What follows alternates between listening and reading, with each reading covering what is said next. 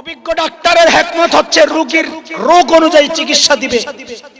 যদি দেখে প্রাথমিক রোগী তো প্যারাসিটামল সিরাপ ধরায়া দিবে, যদি দেখে রোগী আমার মতো 1-2 সপ্তাহ তো অ্যান্টিবায়োটিক দিয়ে ছেড়ে দিবে, যদি দেখে করোনা রোগী তো অ্যান্টিবায়োটিকের সাথে ভ্যাকসিনও দিয়ে দিবে, আর যদি দেখে না এটা অপারেশনের রোগী তো থিয়েটারে নিয়ে অপারেশন করবে। এটাই তো অভিজ্ঞ ডাক্তারের কাজ না? আর বাটপার ডাক্তার, যে বাটপার গুলিস্তানে দেখতাম ছোটবেলায়, বাটপার ডাক্তার মানুষ জমা করে হালুয়া বেচে, 1 ফাইল হালুয়া। কোন কোন রোগের? মাথা ব্যথা, চোখ ব্যথা, নাক ব্যথা, কান ব্যথা, দাঁত ব্যথা, গিরে গিরে ব্যথা, পেটে ব্যথা, আমাশা, জ্বর, সর্দি, কাশি, জন্ডিস, আরো বহুত রোগ আছে যেগুলো শর্মে আমি কইতে পারতাছি না। সব রোগের এক ওষুধ, 1 ফাইল হালুয়া। বলেন এটা বিজ্ঞ ডাক্তার না বাটপার ডাক্তার? কারণ সব রোগের এক চিকিৎসা। বলেন বলেন, সব রোগের এক চিকিৎসা। উম্মতের বিজ্ঞ আলেমরাও, অভিজ্ঞ বিজ্ঞ যারা, তারাও সব রোগের এক চিকিৎসা দিবে না। যদি দেখে প্রাথমিক রোগী তো দাওয়াত ও তাবলীগের সাথীদেরকে পাঠায়া দিবে, যাও পিঠের মধ্যে পচে পচে তাকে বুঝাও। আর যদি দেখে না রোগী 1-2 সপ্তাহ একটু মারাত্মক তো মুফতি মুশতাকুন নবী দামাত বারাকাতুহুমুল আলিয়ার মতো মানুষগুলারে পাঠায়া দিবে, যাও একটু মজার মিঠা সিরাপও দিও, আবার লাগলে একটা অ্যান্টিবায়োটিকও দিয়ে দিও। যদি দেখে না রোগী করোনা রোগী তো খালেদ সাইফুল্লাহ আইয়ুবের মতো বক্তাদেরকে পাঠায়া দিবে, যাও তুমি একটা অ্যান্টিবায়োটিক দিয়ে দিও, পারলে একটা ইনজেকশনও দিয়ে দিও। আর যদি দেখে রোগী অপারেশনের রোগী, তখন তো আল্লামা মামুনুল হক ছাড়া বিকল্প কোনো রাস্তা নেই। আচ্ছা রাখেন।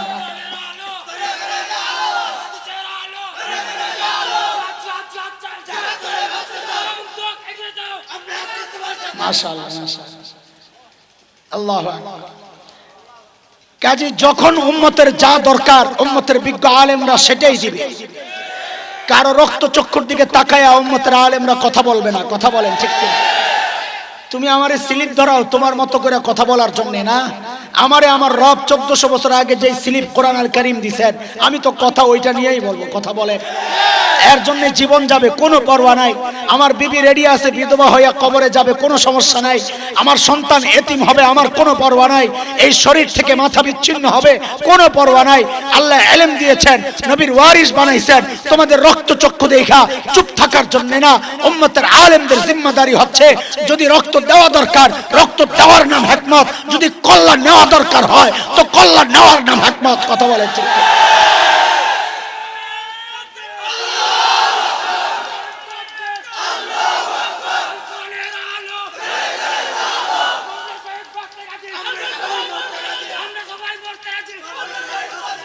মাশাআল্লাহ, এটা সহিহ।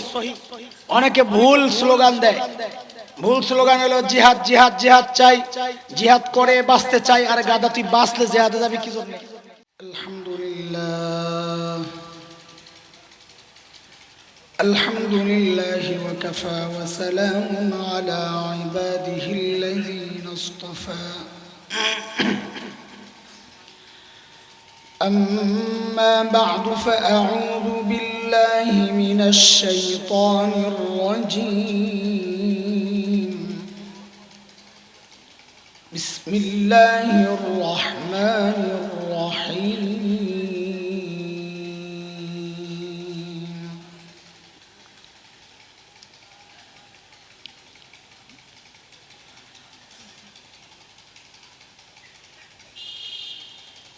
لقد من الله على المؤمنين إذ بعث فيهم رسولا من أنفسهم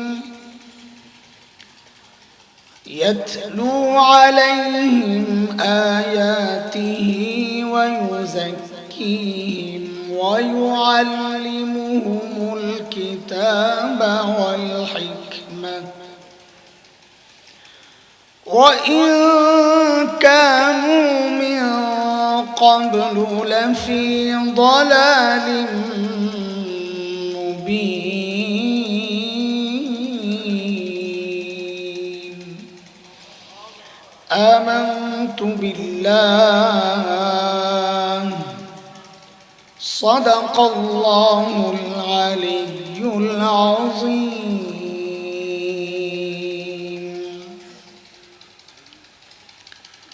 বাঁশখালী ইসলামী যুব কাফেলা কর্তৃক আয়োজিত মহানবী সাল্লাল্লাহু আলাইহি ওয়াসাল্লামের পবিত্র সিরাত আলোচনা উপলক্ষে আজকের এই শান রিসালাত সম্মেলনের সম্মানিত সভাপতি, উপস্থিত হযরত উলামায়ে কেরাম, মুরব্বিয়ানে আযম, দূর দূরান্ত থেকে আগত ইসলাম প্রিয় সুধী সমাজ, প্রিয় ছাত্র ভাইয়েরা, যুবক বন্ধুরা, পর্দার আড়ালের মা ও বোন, আল্লাহ সুবহানাহু ওয়া তাআলার অশেষ মেহেরবানি, করুণা, দয়া, যে মহান মালিক লাখো কোটি মানুষ থেকে বাছাই করে দ্বীনি এই মজলিসে আমাকে আপনাকে একত্রিত করেছেন, এটা মালিকের অনেক বড় দয়া আর করুণা। কুরআন আল কারীমের মধ্যে মালিক বলেছেন, দিন বুঝার জন্যে, দিন মানার জন্যে, দিন জানা আর শেখার জন্যে আমি যার দিলটা খুলে দেই, মানসিকতা যাকে দান করি, ওই বান্দা সারাক্ষণ আমার স্পেশাল নূরের আওতায় থাকে। দুর্ভাগ্য তার জন্যে যার দিল শক্ত, দিন বুঝে না, বুঝতেও চায় না, কোন কোন পোড়া কপাল উল্টা বুঝে, আবার কোন কোন পোড়া কপাল তো আরো আগায়া, আলেমরা চান দিন বুঝাইতে আর ওই পোড়া কপাল চায় খেলতে। আলেমরা বলে বুঝো, পোড়া কপাল বলে খেলা হবে, আসো। এই বোকাকে কে বুঝাবে? দিন খেলার জিনিস না, দিন বুঝার জিনিস। খেলার জিনিস আলাদা, বুঝার জিনিস। রব বলেন এরা স্পষ্ট গোমরাহিতে নিমজ্জিত। সূরা জুমার আয়াত নম্বর 22 রব্বে কারীম বলেন, أفمن شرح الله صدره للإسلام فهو على نور من ربه فويل للقاسية قلوبهم من ذكر الله أولئك في ضلال মুবিন।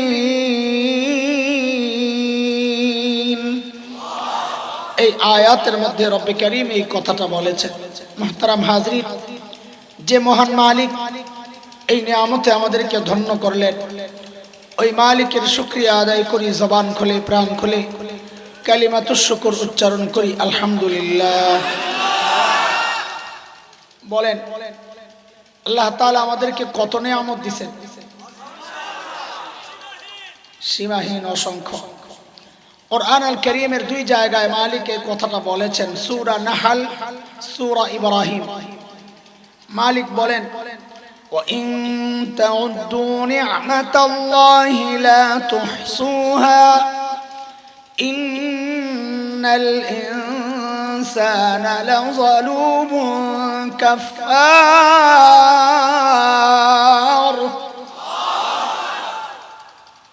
অন্য আয়াতে অন্যভাবে, মূল কথা এটাই যে আল্লাহ তাআলা বলেন আমি এত নিয়ামত দিছি বান্দা, যদি নিয়ামত গণে শেষ করতে পারবা না।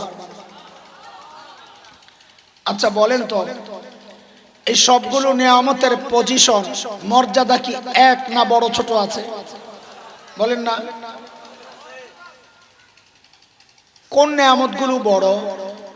কোরআনে তো আল্লাহ স্পষ্ট করে এমন বলেন নাই যে হাযিহি নি'মাতুন উযমা কুবরা, এমন তো নাই।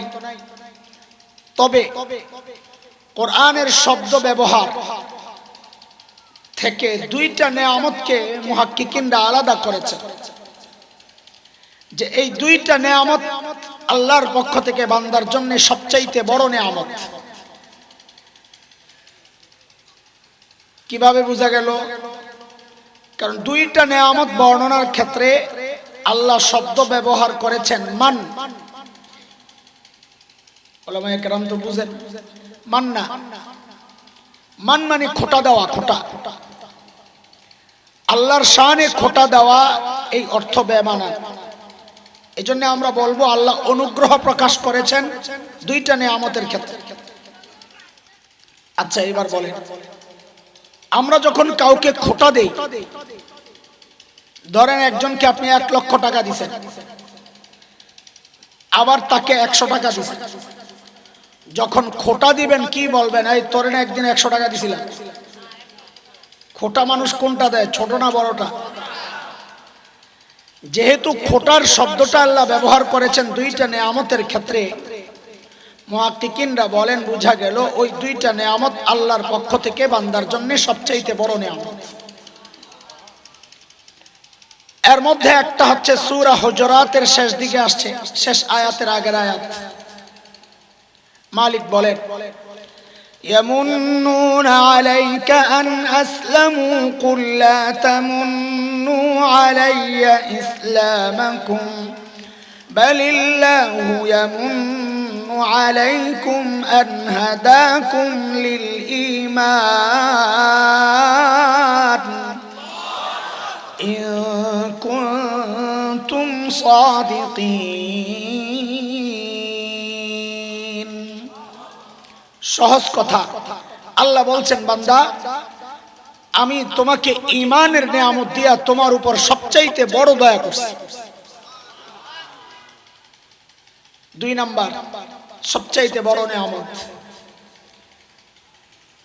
আমি খুতবায় যে আয়াতে কারিমা তিলাওয়াত করেছি ওই আয়াতে মালিক বলছেন, لقد من الله على المؤمنين إذ بعث فيهم رسولا من أنفسهم يتلو عليهم آياته ويزكيهم ويعلمهم الكتاب والحكمة وإن كانوا من قبل لفي ضلال مبين।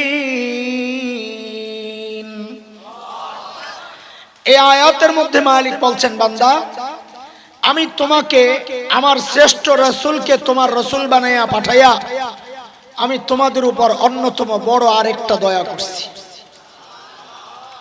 কাজী রাসূল হিসাবে শ্রেষ্ঠ রাসূলকে পায়া আমরা আল্লাহর পক্ষ থেকে সবচাইতে বড় নিয়ামতে ধন্য হয়েছি, আলহামদুলিল্লাহ। সেই রাসূলের শানের আলোচনা হবে। চিনিনি রাসূলকে? চিনে রাসূলের শান আলোচনা হবে যে রাসূল চিনেন আপনি? হ্যাঁ ও ভাই, আপনার চুল বলে আপনি রাসূল চিনেন নাই, আপনার দাড়ি বলে মুখ মুখ আপনি রাসূল চিনেন নাই, আপনার জামা শার্ট বলে আপনি নবী চিনেন নাই, আপনার বিবির পোশাক বলে আপনি নবী চিনেন নাই, আপনার বিয়ে শাদীর প্রোগ্রামগুলো কথা বলে আপনি নবী চিনেন নাই। শুধুই খালি নিজের আশিক রাসূল দাবি করে খালি জিলাপি খাওয়ার ধান্দা, আসলে রাসূল চিনেন নাই। এই জন্য আজকে আমরা একটু রাসূল চিনবো ইনশাআল্লাহ। শানে রিসালাত না, রাসূলের শান মান আজকে আলোচনা হবে ইনশাআল্লাহ। তবে আছে এক বক্তা কারবালার ওয়াজ মুখস্থ করছে। কোন ওয়াজ? জেনে যায় খালি কারবালার ওয়াজ করে আর কান্দা গাড়ি চলে, মুহররমের ওয়াজ। তো এক জায়গায় মাহফিল পড়ছে রজব মাসে শেষ দিকে। তো আয়োজকরা বলে হুজুর একটু মেরাজের বিষয়ে আলোচনা করলে ভালো হয়। আর আল্লাহর বান্দা তো মেরাজের ওয়াজ মুখস্থ করে নাই, এত ওয়াজ মুখস্থ করছি একটা আছে না মুখস্থ বক্তা, ক্যাসেট ছেড়ে দেয়, দাড়ি কমা নোক্তা সব সহ একরকম, কয় বছর লাগায় যেটা মুখস্থ করছে আল্লাহ জানে। তো এখন তো বেচারার পায়জামা গরম হয়ে গেছে, মেরাজের ওয়াজ তো মুখস্থ নাই। তো দোয়া ইস্তিগফার সুবহানাকা লা ইলমা লানা পয়রা টুরা দেয়া বসছে।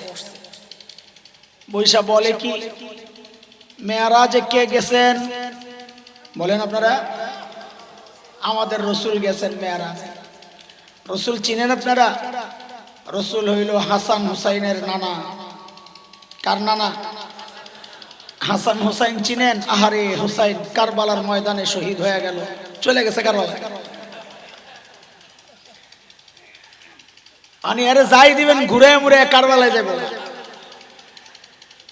তা আমরা কিছু মানুষ আছি কিছু নির্দিষ্ট টার্গেটে কথা বলি। আমারে শানের সালাত দেন আর যাই দেন, আমি ঘুরে মুড়ে ওই জায়গায় যাবো গা। তো এটার একটা উদাহরণ দেই আমি এইভাবে, যে বাচ্চাদেরকে ডাক্তারের কাছে নিয়ে গেছে, ডাক্তার পরীক্ষা করে দেখলো আরে ইনজেকশন দেওয়া লাগবে। এখন ইনজেকশন দিতে গেলে তো সমস্যা, তো ডাক্তার কি করে, তার হাতে একটা চকলেট ধরায়, নে বাবা খা। একটা খেলনা ধরায়, বাচ্চা এই খেলনা লইয়া খেলে খুলে ওই ফাঁকে ডাক্তার সিরিঞ্জ টিরিঞ্জ রেডি করে আস্তে করে ঢুকায় দেয় কিছু না কিছু।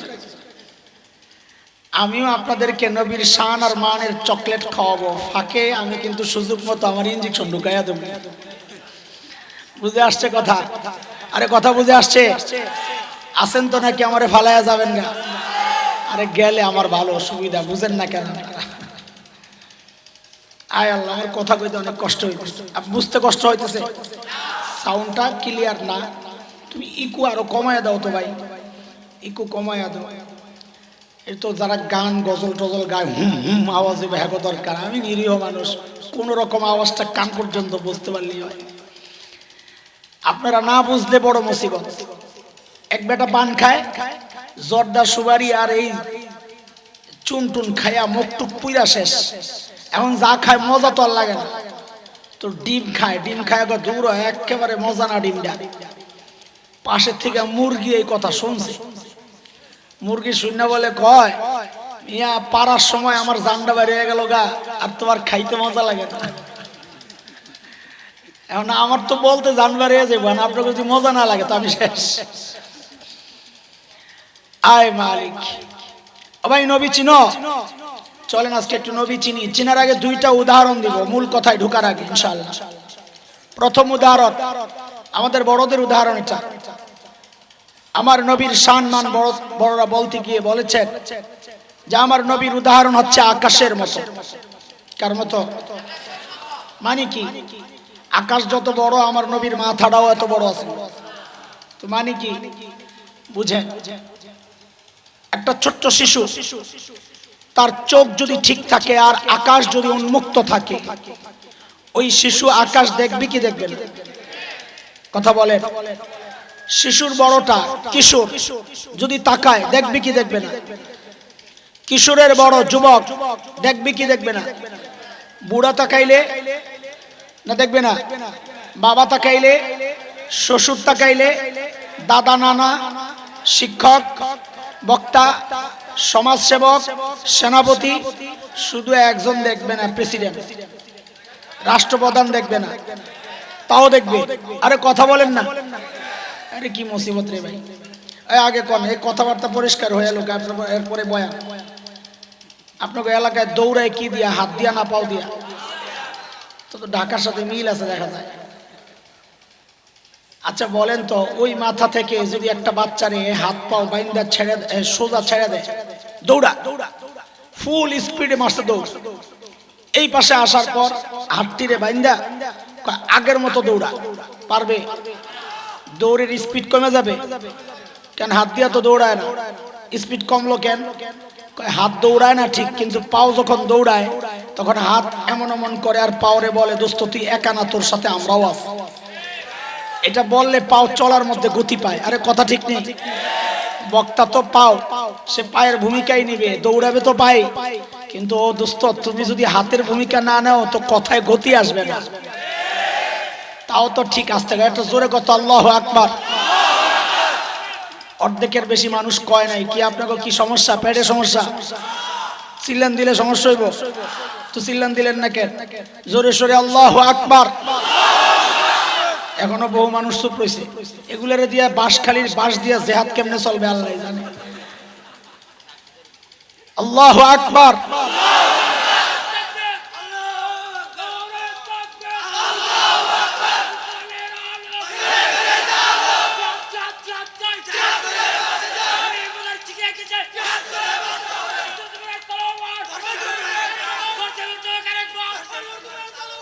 মাশাআল্লাহ, আল্লাহু আকবার।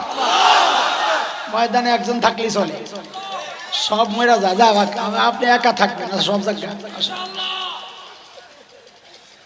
আয় খেয়াল করেন, খেয়াল করেন, এগুলা সব হচ্ছে চকলেট। ইনজেকশন দেবো তো একটু চকলেট খাওয়াইতেছি। আমার নবী আকাশের মতো মানে কি? সব শ্রেণীর মানুষ যেমন আকাশের দিকে তাকাইলে আকাশকে দেখতে পায়, ঠিক একটা ছোট্ট শিশু যদি চিন্তা করে আমি জগতের শ্রেষ্ঠ শিশু হতে চাই, বলে তুমি শিশু মুহাম্মদুর রাসূলুল্লাহর দিকে তাকাও। কিশোর যদি চিন্তা করে শ্রেষ্ঠ কিশোর হতে চাই, বলে তুমি কিশোর মুহাম্মদুর রাসূলুল্লাহকে অনুসরণ করো। যুবক যদি চিন্তা করে শ্রেষ্ঠ যুবক হতে চাই, বলে যুবক মুহাম্মদুর রাসূলুল্লাহকে ফলো করো। বৃদ্ধ যদি চিন্তা করেন শ্রেষ্ঠ বৃদ্ধ হতে চাই, বলে বৃদ্ধ মুহাম্মদুর রাসূলুল্লাহকে অনুকরণ করো। বাবা যদি চিন্তা করেন শ্রেষ্ঠ বাবা হতে চাই, বলে তুমি বাবা মুহাম্মদুর রাসূলুল্লাহকে দেখো। দাদা আর নানা যদি চিন্তা করেন শ্রেষ্ঠ দাদা আর নানা হতে চাই, বলে তুমি নানা মুহাম্মদুর রাসূলুল্লাহর দিকে তাকাও। শ্বশুর যদি চিন্তা করেন শ্রেষ্ঠ শ্বশুর হতে চাই, বলে তুমি শ্বশুর মুহাম্মদুর রাসূলুল্লাহকে অনুসরণ করো। একজন খতিব যদি চিন্তা করেন শ্রেষ্ঠ খতিব হতে চাই, বলে খতিব মুহাম্মদুর রাসূলুল্লাহকে ফলো করো। শিক্ষক যদি চিন্তা করেন শ্রেষ্ঠ শিক্ষক হতে চাই, বলে শিক্ষক মুহাম্মদুর রাসূলুল্লাহকে মানো। একজন সেনাপতি যদি চিন্তা করেন শ্রেষ্ঠ সেনাপতি হতে চাই, বলে সেনাপতি মুহাম্মদুর রাসূলুল্লাহকে ফলো করো। একজন রাষ্ট্রনায়ক যদি চিন্তা করেন ইতিহাসের শ্রেষ্ঠ রাষ্ট্রনায়ক হতে চাই, বলে দুনিয়ার কোন তন্ত্রে মন্ত্রে কাজ হবে না, ইজমে কাজ হবে না, রাস্তা একটাই, রাষ্ট্রনায়ক মুহাম্মদুর রাসূলুল্লাহকে অনুসরণ করো। প্রত্যেকটা মানুষ যেমন আকাশের দিকে তাকাইলে আকাশ দেখতে পায়, ঠিক যে কোনো মানুষ শ্রেষ্ঠত্বের মর্যাদা পাওয়ার জন্য তার জায়গা থেকে আমার নবীর ওই জায়গাকে ফলো করলেই তার শ্রেষ্ঠ রাস্তা সে পাওয়া যাবে। বুঝে আসছে কথা? আরেকটা উদাহরণ শুনেন। একজন বাবা অঢেল সম্পদের মালিক, টাকা পয়সার কোনো অভাব নাই, তার একটাই মেয়ে। কয়টা? আপনারা যাদের মেয়ে আছে তারা জানেন মেয়েদের সাথে বাবার একটু আহ্লাদের কাজ কারবার একটু বেশি, ঢং বেশি বাবার লাগে। আমি বাসায় গেলে তো আমার পিচ্ছি একটা আছে, মাস্তান হয়ে যায়। মারে যে ধমক, বাপরে বাপ। তো মা বলে হ্যাঁ একটু পরে দেখবো কার কাছে আসো। পুরা মাস্তান, কারণ জানে বাবা যতক্ষণ আছে আমার কেউ কিছু বলতে পারবে না। সেদিন বিচার দিতেছে, আব্বু তুমি বাসায় না থাকলে আমার উপর জুলুম হয়। ছোট্ট মানুষ, ডিজিটাল বলা বাইন্দ কি কয় না কয়। তা আমি বলি জুলুমটা করে কে? কে আবার? মানে আম্মুর দিকে দেখা কে আবার? বাবার সাথে মেয়ের সম্পর্কটাই আলাদা। তো ধনী বাবা মেয়ে, ধনী বাবার মেয়ে এমনি তো আহ্লাদ বেশি, মেয়ে হিসাবে আহ্লাদ বেশি। আবার ধনী বাবার মেয়ে আরো আহ্লাদ বেশি। আবার মেয়ে হলো একটা, আরো আহ্লাদ বেশি। ঘটনা চক্রে মেয়েটা খুব সুন্দরী, আহ্লাদ গেছে আরো বাইরে। বিয়ার উপযুক্ত হয়েছে, একজন বিয়ের প্রস্তাব নিয়ে আসছে। তো মেয়ের বাবা জিজ্ঞেস করে, এই আপনি কে, বিয়ের প্রস্তাব নিয়ে আসছেন? তো এই লোক বলে আমি ছেলের খালু। কে? আর বলেন না। আর তো মেয়ের বাপ গেছে খেপা, খালু আসছেন প্রস্তাব নিয়ে, আমি আমার মাইয়ার কোনো দাম নাই, ছেলের বাপ নাই, আছে তো বাপরে পাঠান, খালু হয়েছে প্রস্তাব নিয়ে। বাপ আর কি, ঠিক আছে ঠিক আছে সেতেন কে বাপ পাঠাইছে। তো বাপরে পাঠাইছে। কে আপনি? ছেলের বাপ। আপনার ছেলের নাম কি? অমক। আপনার নাম কি? অমক। বাপের নাম কি? অমক। বংশ কি? এই কি করতেন? এই মার, এই দোস্ত আহবাব কারা, কাগর লোকে চলে, ভাষার খবর কি, সব খবর টবর লইয়া পছন্দ হইছে। এখন বিয়ের মধ্যে মেয়ে কি বিদায় করবে? এই উদাহরণটা যত বুঝবেন নবীকে চেনা তত সহজ হবে। এখন বিয়ের মজলিস, বাবা মেয়ে কি বিদায় করবে। মার্কেট করতে গেলে বলেন যেহেতু টাকার অভাব নাই, কেনার সময় কি কিনবে, দামিটা না কম দামিটা? তো শাড়ি কিনে তো সবচাইতে সুন্দর শাড়ি কিনে, গয়না কিনে তো সবচাইতে সুন্দর গয়না কিনে, কারণ তার তো টাকার অভাব নাই, খরচেরও জায়গা নাই।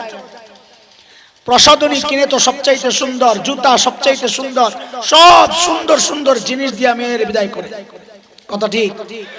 এমনই তো নাকি? ঠিক আল্লাহ সুবহানাহু ওয়া তাআলা আমার নবীকে দুনিয়ায় পাঠানোর সময় সব বিষয় লক্ষ্য করেছে। প্রথম কথা, আমার নবীকে আমি দুনিয়ায় ফ্রিতে পাঠাবো না। ফ্রি জিনিসের দাম থাকে না। দুনিয়ার মানুষের নেচার হচ্ছে যে জিনিস অর্জন করা যত কঠিন ওই জিনিসের মূল্য তার কাছে তত বেশি। এজন্য আল্লাহর সিদ্ধান্ত, আমি আমার নবীকে দুনিয়ায় ফ্রিতে পাঠাবো না। বলে কেমনে পাঠাবেন? বলে চায়া নিতে হবে আমার নবীরে, চায়া চায়া আমার কাছে প্রস্তাব দিতে হবে।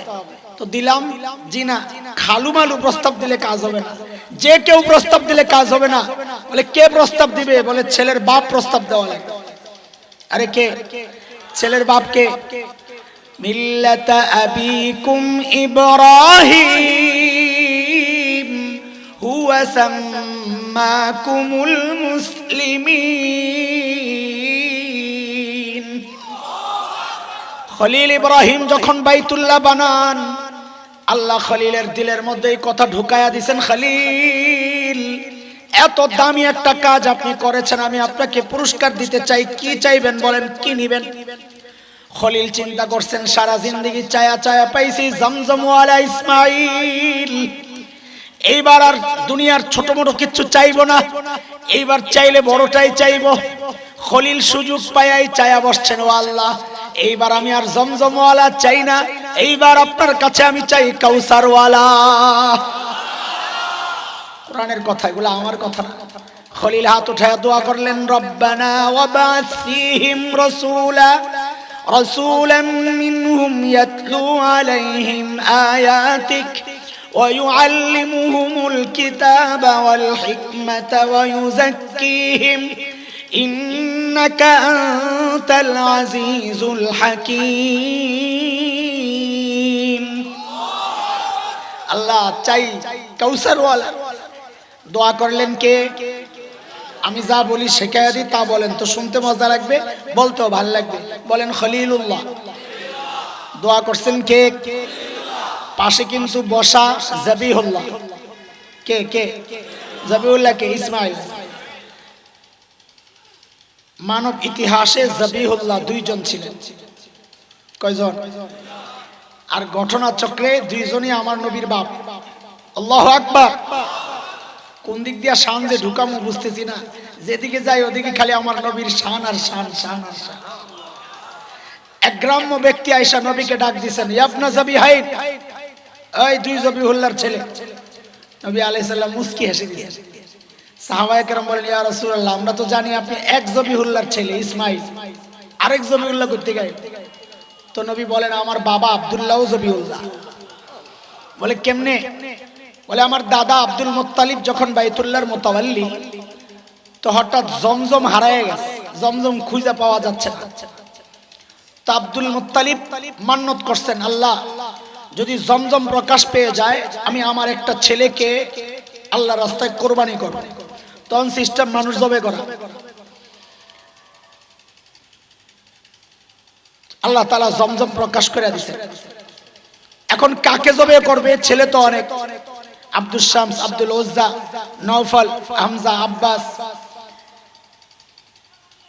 তো লটারি দিছে, লটারির মধ্যে নাম আসছে আব্দুল্লাহ। এখন আব্দুল্লাহরে জবে করবে। কুরাইশরা বলে, আরে আব্দুল্লাহ এত সুন্দর, এত ভালো, এইটারে জবে করবা? একটা কাজ করো, আব্দুল্লাহর পরিবর্তে 10টা ওট কোরবানি করো। তো আব্দুল মুত্তালিব কয় ঠিক আছে। তো 10টা ওট আনছে, কিন্তু আব্দুল মুত্তালিব তো দিনদার ছিলেন।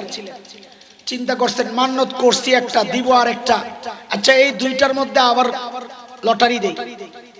আবার দিছে লটারি, একদিকে আব্দুল্লাহ, একদিকে 10 ওট। আবারও নাম উঠছে আব্দুল্লাহ। কয় আরে কি মুশকিল, কয় তাহলে ওট বাড়াও, ওট বাড়াও। দিছে 20 ওট, একদিকে 20 ওট, একদিকে আব্দুল্লাহ। আবার দিছে লটারি, আবারও নাম উঠছে আব্দুল্লাহ। কি মুশকিল, তাইলে আরো বাড়া। দিছে 30টা, আবার দিছে লটারি, একদিকে আব্দুল্লাহ, একদিকে 30 ওট। আবারও নাম উঠছে আব্দুল্লাহ। দিছে 40, আবারও আব্দুল্লাহ। 50, আবারও আব্দুল্লাহ। 60, আবারও আব্দুল্লাহ। 70 আব্দুল্লাহ। 80 আব্দুল্লাহ। 90 আব্দুল্লাহ। যেই 100 দিছে, এইবার 100 ওটের নাম উঠছে। মুহাক্কিকিনরা লেখেন, আল্লাহ শুরুতেই ধাক্কা মারছে, এই আমার নবীর বাপ এত কম দামি মনে করছো, 10 ওট দিয়ে কাম চালাইতে চাইছিলা? আমার নবীর বাপের ইজ্জত এত কম না। হ্যাঁ, আল্লাহু আকবার। তো আব্দুল্লাহ জাবিহুল্লাহ, ইসমাইল ও জবিহুল্লাহ, দুই জবিহুল্লাহর ছেলে মুহাম্মদ হাবিবুল্লাহ। বলেন তো দরখাস্ত পাঠাইলেন কে? খলিলুল্লাহ। বলেন কে? পাশে কিন্তু বসা জবিহুল্লাহ ওই দরখাস্তের মধ্যে আমিন বইলা সুপারিশ লাগাইয়া দিছেন। এইবার মিলায়া মিলায়া বলেন দরখাস্ত পাঠাইছেন কে? সুপারিশ করছেন কে? যেই সচিবালয়ে বৈষয়িক কাজ কারবার চলতেছে ওই অফিসের নাম হইল বাইতুল্লাহ। অফিসের নাম কি? আবার মিলায়া মিলায়া বলেন, আরে নবীর শান শোনাইতেছি, মজা করে করে বলো, আমরা জিলাপি খাওয়াইতে পারব না কিন্তু শান শোনাইয়াই জিলাপির মজা দিতে পারবো ইনশাআল্লাহ। বড় দরখাস্ত পাঠাইলেন কে? সুপারিশ করলেন কে? অফিসের নাম কি? আল্লাহ বলেন ঠিক আছে। খলিলুল্লাহ দোয়া করছেন, জবিহুল্লাহ আমিন বলছেন, বাইতুল্লাহ বসে বসে দোয়া মঞ্জুর, দোয়া মঞ্জুর, আমিও পাঠায়া দিচ্ছি হাবিবুল্লাহ। যেই না পাঠানোর সময় হয়েছে আল্লাহ বলেন দোস্ত একটু থামে, পরিবেশটা একটু এলোমেলো, আমি আগে একটু গুছাই। প্রধান বক্তা আসার আগে দিয়ে অনেক সময় মাহফিলে এমন হয় জ্যামে আটকায় গেছে। আজকে আমরা যে আটকাইছিলাম অক্সিজেনে, মনে করছি না জানি মাহফিলের অক্সিজেন দেওয়া লাগে, শেষে আল্লাহ জানে। আল্লাহ কোন রকম সাইরা পাঠাইছে। তো আগের বক্তা যিনি থাকে লম্বা আলোচনা করার পর যখন আয়োজকরা কানে কানে বলে যে প্রধান বক্তা একটু আটকায় গেছে, বয়ানটা আর একটু 10 মিনিট করে, যত বড় বক্তাই হোক মেজাজটা তখন এত বিগড়ায়া যায়। কেন? কারণ ফিনিশিং দেওয়ার পর ওখান থেকে নতুন করে কথা শুরু করা মুশকিল জিনিস। তখন এলোমেলো কথা বলতে হয়। শ্রোতারাও বুঝে যে কথা এলোমেলো চলতেছে, চালান শেষ। তখন শ্রোতাদের মধ্যে কয়েকটা গ্রুপ হয়ে যায়। এক গ্রুপ চিন্তা করে জায়গাটারে গরম করছি, ছাড়ার দরকার নাই। আরেক গ্রুপ চিন্তা করে একটু ওযু ইস্তেঞ্জা সাইরাই। আরেকটা গ্রুপ আছে যারা দূরে যায় শয়তানের লেঞ্জা টানে। কথা বলে না, দূরে যায়, বিড়ি খাই যায়। যে প্রধান বক্তা আইলে একবারে তওবা তিল্লা করে লোক নেয়। এর মধ্যে খবর আসছে টোল পার হয়ে গেছে, পুকুরিয়া পার হয়ে গেছে, ফুরকান মাদ্রাসা, বড় মাদ্রাসা পার হয়ে গেছে। আয়োজকরা ঘোষক তাড়াতাড়ি পাঠা যাই একটা স্লোগান দে, প্রধান বক্তা আসতেছে, যেন এলোমেলো মানুষগুলা তাড়াতাড়ি আসে। তো ঘোষক আইসা মাইকটা হাতে লয়, লিল্লাহি তাকবীর, আল্লাহু আকবার, অমুক বক্তার আগমন, শুভেচ্ছা, স্বাগতম, অমুকবাসীর পক্ষ থেকে লাল গোলাপ শুভেচ্ছা বলে বলে আরে বলে। আল্লাহ তাআলা আমার নবীকে দুনিয়ায় পাঠানোর সময় দেখেন যে দুনিয়া এলোমেলো। দোস্ত একটু দাঁড়ান, আমি আগে ঘোষণা দেওয়ায়া মাহফিলটার একটু জমায়া লই। তো নবী ঈসাকে দাঁড় করাইছেন, ওই নবী ঈসা ঘোষণাটা আপনি দেন। প্রধান বক্তার আগমন, শুভেচ্ছা, স্বাগতম দেন ঘোষণা। তো নবী ঈসা দাঁড়ায় গেছে। সূরা সফ আয়াত 6, ওয়া ইয ক্বালা ঈসা ইবনু মারইয়াম ইয়া বানি ইসরাঈল ইন্নী রাসূলুল্লাহি ইলাইকুম মুসাদ্দিকাল লিমা বাইনা ইয়াদাইয়া মিনাত তাওরাহ। এক নম্বর ঘোষণা ঈসা আলাইহিস সালামের। দুই নম্বর ঘোষণা, ওয়া মুবাশশিরাম বিরাসূল ইয়াতি মিন বা'দি ইসমুহু আহমদ। হযরত ঈসার ঘোষণা দুইটা, দুই ঘোষণায় পরে ঢুকবো। আগে এখানে আর একটু কথা বইলা দিই। কিয়ামতের আগে হযরত ঈসা দুনিয়ায় আবার আসবেন কিনা? কেন আসবেন? আপনি যেটা জানেন ওটা বলেন, এরপরে আমি আরেকটা বলবো ইনশাআল্লাহ। আমাদের নবীর উম্মত হওয়ার জন্য হযরত ঈসা দোয়া করছেন আল্লাহর কাছে, আল্লাহ আখেরি পয়গম্বরের উম্মতের এত দাম, আমিও যদি হইতাম। এটাই তো নাকি? এটাই তো জানেন আপনারা নাকি? কিন্তু দোস্ত এই জানার মধ্যে ভয়ঙ্কর এশকাল আছে। কাদিয়ানীরা, খ্রিস্টান মিশনারিরা, এরা এই এশকালগুলো করে। আমরা তো গুতা খাইতে খাইতে প্লাস্টিক হয়ে গেছে। আপনাদের এরকম কেউ এশকাল করতে পারে, জবাবও আমাদের দেওয়া দরকার। কোন রকমের অস্পষ্টতা থাকবে না। আমাদের কাজই এটা, জটিল বিষয়গুলো ক্লিয়ার করা। আপনাদেরকে গজল শোনাইতে আসি নাই। আপনারা তো চান আমরা একটা টান মারি মদিনার গজল। বক্তা কেমন ওয়াজ শুনছো? দারুণ গলা একটা, মাশাআল্লাহ। কি যে গজল একটা গাইলো রে ভাই। আরে বক্তা কেমন হয়েছে রে? আর দারুন, মক্কা মদিনার আজান ফেল, গাদা তোরে থাপড়ানো দরকার। তুই যদি আজানই শুনবি বক্তা দাওয়াত দিছস কেন? একটা মুয়াজ্জিন দাওয়াত দে। তুই যদি গজলই শুনবি তো আলেম দাওয়াত দিছস কেন? শিল্পী দাওয়াত দে। অথচ আপনার কাছে এটাই বড় বড় বক্তা, পয়সা বেশি লাগে আনতে, হেলিকপ্টার। সুবহানাল্লাহ, আল্লাহ মাফ করুক।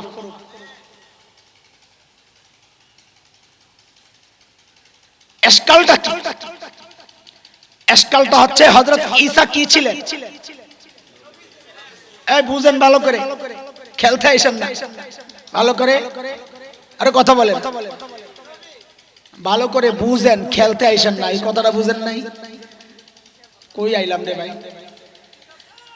ওই যে জগতের মানুষ আমরা চাই বুঝাইতে, এরা কয় খেলা হবে আসো। এই জন্য আমি খালি বলি এটা, এই বুঝেন ভালো করে, খেলতে আইসেন। এতবার বলাটা কেন? কথার মধ্যে খালি আগুন ঝরে তোমরা মোল্লারা। তা আমি বলি ঘরে যদি আগুন লাগায় ধোঁয়া যেটা বাড়িব, ওটা কি ঠান্ডা না গরম?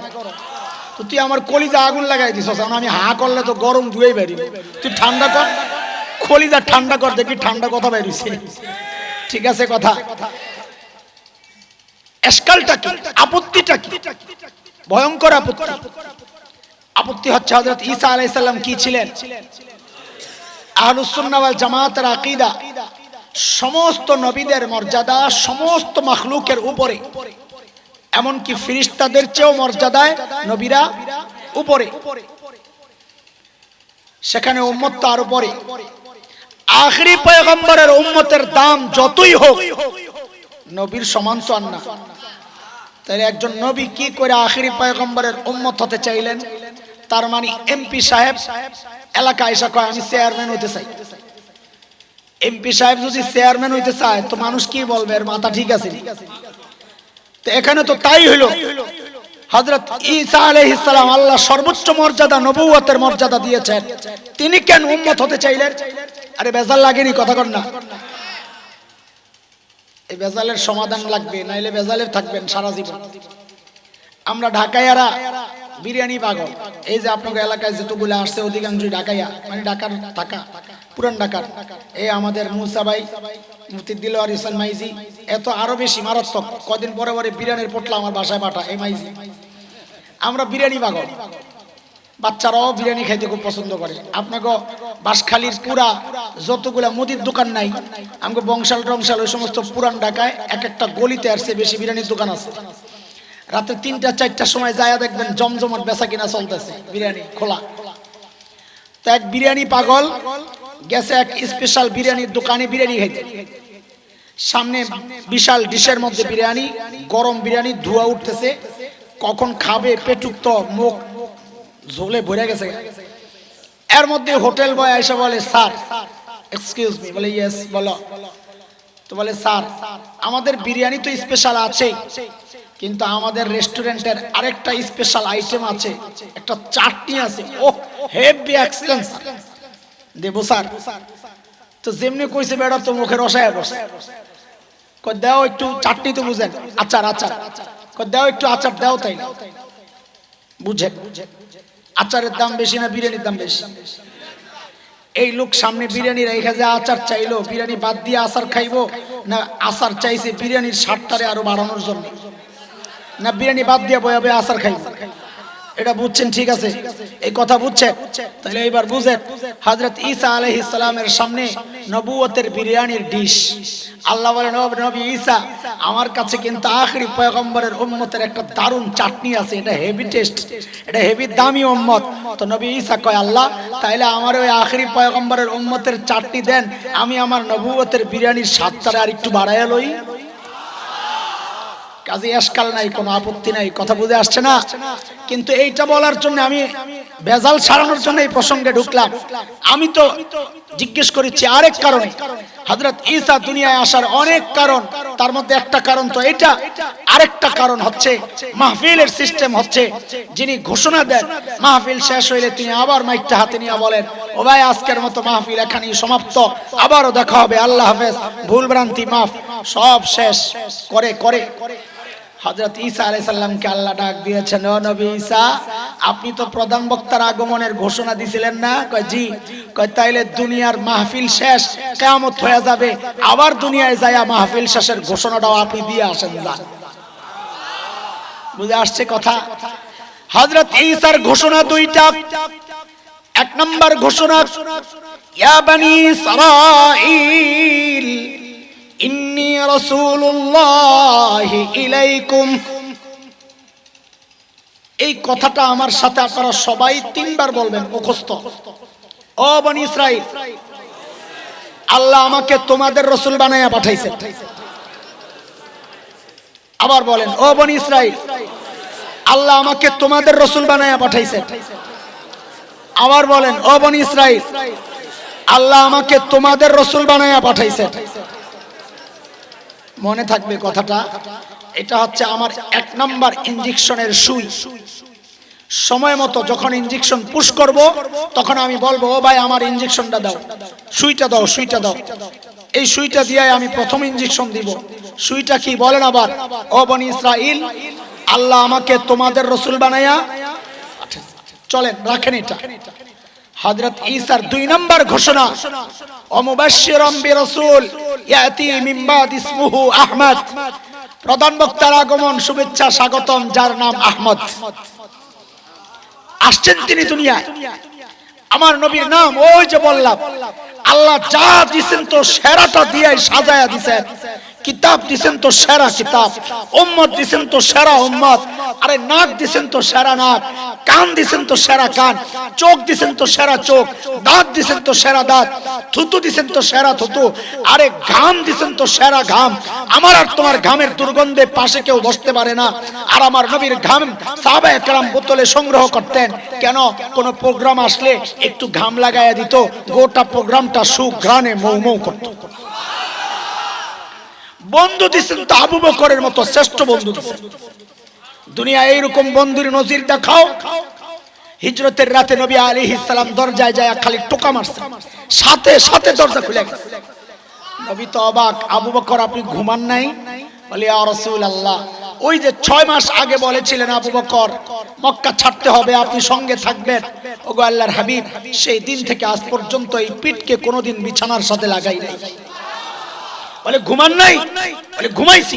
এই দরজাটাকে বালিশ বানায়া হেলান দিয়া দাঁড়ায়া দাঁড়ায়া ঘুমাইছি। বন্ধু দেখাও, এমন একজন বন্ধু দেখাও।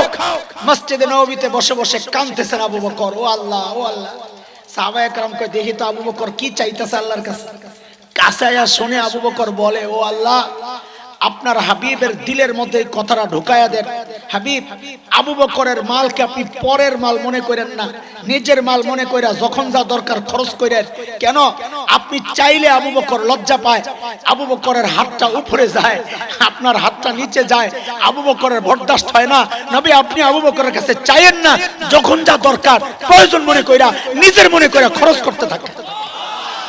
আরে দেখাও দোস্ত, এমন দোস্ত। আল্লাহ বন্ধু দিছেন তো সেরা বন্ধু দিছেন, সব সেরা সেরা জিনিস দিয়া আল্লাহ আমার নবীকে সাজায়া দিছেন। নাম দিছেন তো সেরা নাম, এক নাম তো মুহাম্মদ, আরেক নাম তো আহমদ। আল্লাহু আকবার।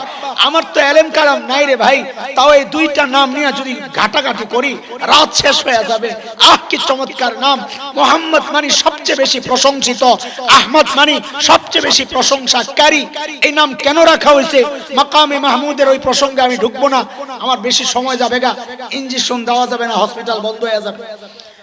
আমি তো কাটছাট করে আগাইতেছি, জরুরি কিছু কথা বলবো। ওই যে টার্গেটে, আমার তো টার্গেট একটা জায়গা আছে, ওই জায়গায় যাওয়া লাগবে আমার। চলেন, মুহাম্মদ মানে সবচেয়ে বেশি প্রশংসিত। আর কি সুন্দর না! মক্কার কাফিররা সিদ্ধান্ত নিছে, বাজারে হাটে ঘাটে মাঠে যায় বদনাম করে, এই মুহাম্মদ খারাপ লোক, আর কাছে যাইবা না। এখন মানুষরা জিজ্ঞেস করে, যে মানুষ সবচেয়ে বেশি প্রশংসিত আবার খারাপ হয়ে গেল, লাগছেনি বেজান? আয়া পরামর্শে বসছে, এই নামটারে পাল্টা, তো কি নাম রাখা যায়? তো সিদ্ধান্ত হয়েছে নাম রাখবো মুজাম্মাম। কি নাম? মুজাম্মাম মানে সবচেয়ে বেশি নিন্দিত। তো বাজারে যায় বলতেছে, এই মুজাম্মাম খারাপ লোক, এর কাছে যাইবা না। তো বাজারে মানুষ জিজ্ঞেস করে, মুজাম্মাম কে? চিনলাম না তো। লাগছেনি রেজাল্ট। আল্লাহ কি নাম রাখছে দেখেন। আপনি আমার নবীর সারা জিন্দেগি বসে বসে বদনাম করবেন, দিন শেষে জিজ্ঞেস করা হবে এই তুই কার বদনাম করলি রে? বলবেন যিনি সবচেয়ে বেশি প্রশংসিত তার বদনাম করলাম। তোর মাথা ঠিক আছে? যিনি সবচেয়ে বেশি প্রশংসিত তার আবার বদনাম হয় কেন? আমার নবীর আরেক নাম আহমদ। আল্লাহ তাআলা আমার নবীকে দুনিয়ায় পাঠাইছেন ইবাদত শেখানোর জন্য। বলেন কিসের জন্য? ও দোস্ত বলেন তো একটু, সবচাইতে দামি ইবাদত কোনটা? সবচাইতে দামি ইবাদত কোনটা? বলেন না কোনটা? সবচাইতে দামি ইবাদত নামাজ।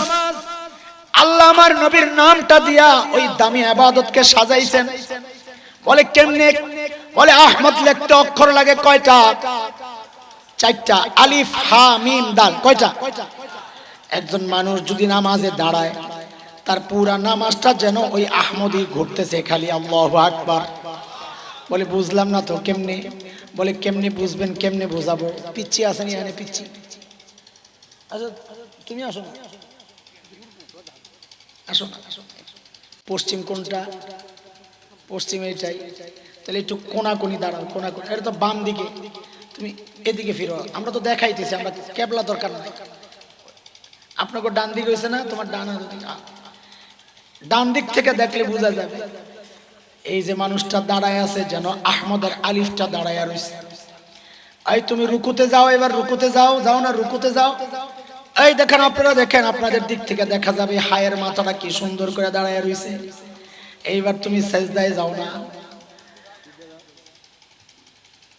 এইবার দেখেন কি সুন্দর করে মিমের মাথা শুয়ে আছে। এইবার সুন্দর করে বসো না, বসো বসো। দেখেন কি সুন্দর করে দালটা বসে রয়েছে। আল্লাহু আকবার। আল্লাহ তাআলা আমার নবীর নাম দিয়ে শ্রেষ্ঠ ইবাদতকে সাজাইছেন। ঘুরে বউ, তোমার কাম শেষ, দাও, পয়সা লাগবে না। এরে দোস্ত খেয়াল করেন, খেয়াল করেন, শ্রেষ্ঠ ভাষা কোনটা? এই শ্রেষ্ঠ ভাষা কোনটা? নবীর সম্মান শুনলে মরা থাকলেও না, তাজা হইয়া কথা কইতে। শ্রেষ্ঠ ভাষা কোনটা? ইন্টারন্যাশনাল ভাষা কোনটা? ইংলিশ না? দুই হাত মাটির নিচে গেলে আর ইংরেজি চলে না। কবরে গেলে ফেরেশতারা কি জিজ্ঞেস করবে? হু আর ইউ? মার রব্বুকা ইংরেজি ভাষা। যেই ভাষা জমিনের নিচে চলে, যেই ভাষা আসমানের উপরে চলে, যেই ভাষা হাসরে চলবে, যেই ভাষা জান্নাতে চলবে, প্রকৃত ইন্টারন্যাশনাল ভাষা তো আরবি ভাষা। কথা কোন ঠিক কিনা? আমাদের মুহাক্কিকদের কথা এটা, এটা কোনো হাদিস কোরআনের কথা না। মজা লাগে তাই বলতেছি। আল্লাহ তাআলা যেন এই আরবি ভাষাগুলাও আমার নবীর নাম দিয়া সাজাইছেন। বলে কেমনে? আরবি বর্ণমালাগুলা আলিফ থেকে ইয়া পর্যন্ত দেখো, প্রত্যেকটা অক্ষর যেন আমার নবীর নামের প্রথম অক্ষর। আপনি আলিফকে টান দেন আমার নবী আহমদ, আপনি বাকে টান দেন আমার নবী বাশীর, আপনি তাকে টান দেন আমার নবী তাকি, সবচেয়ে বড় মুত্তাকি। আপনি সাকে টান দেন আমার নবী আস-সাকিব, ধ্রুব তারা যার সাথে কারো তুলনা নাই। আপনি জিমকে টান দেন আমার নবী জামিল,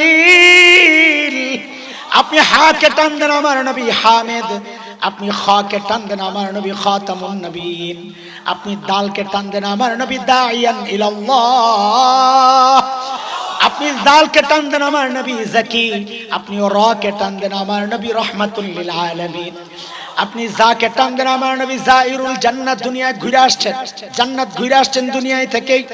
আপনি সিনকে টান দেন আমার নবী সাইয়্যিদুল বাশার সাকিয়ে কাউসার, আপনি শিনকে টান দেন আমার নবী শফিউল মুজনিবিন, আপনি সাদকে টান দেন আমার নবী সফিউল্লাহ,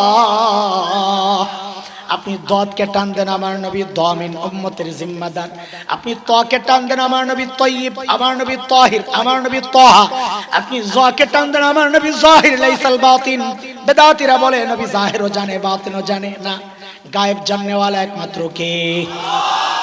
আপনি আইনকে টান দেন আমার নবী আব্দুল্লাহ, আপনি গাইনকে টান দেন, গাইন মানে গুয়ুর মানে আত্মমর্যাদা। নবী বলেছেন আনা আগিয়ারু মিনকুম, তোমাদের মধ্যে সবচেয়ে বেশি আত্মমর্যাদা আমার। আপনি ফাকে টান দেন আমার নবী ফারিক বাইনাল হক্কি ওয়াল বাতিল, হক বাতিলের চূড়ান্ত পার্থক্যকারী।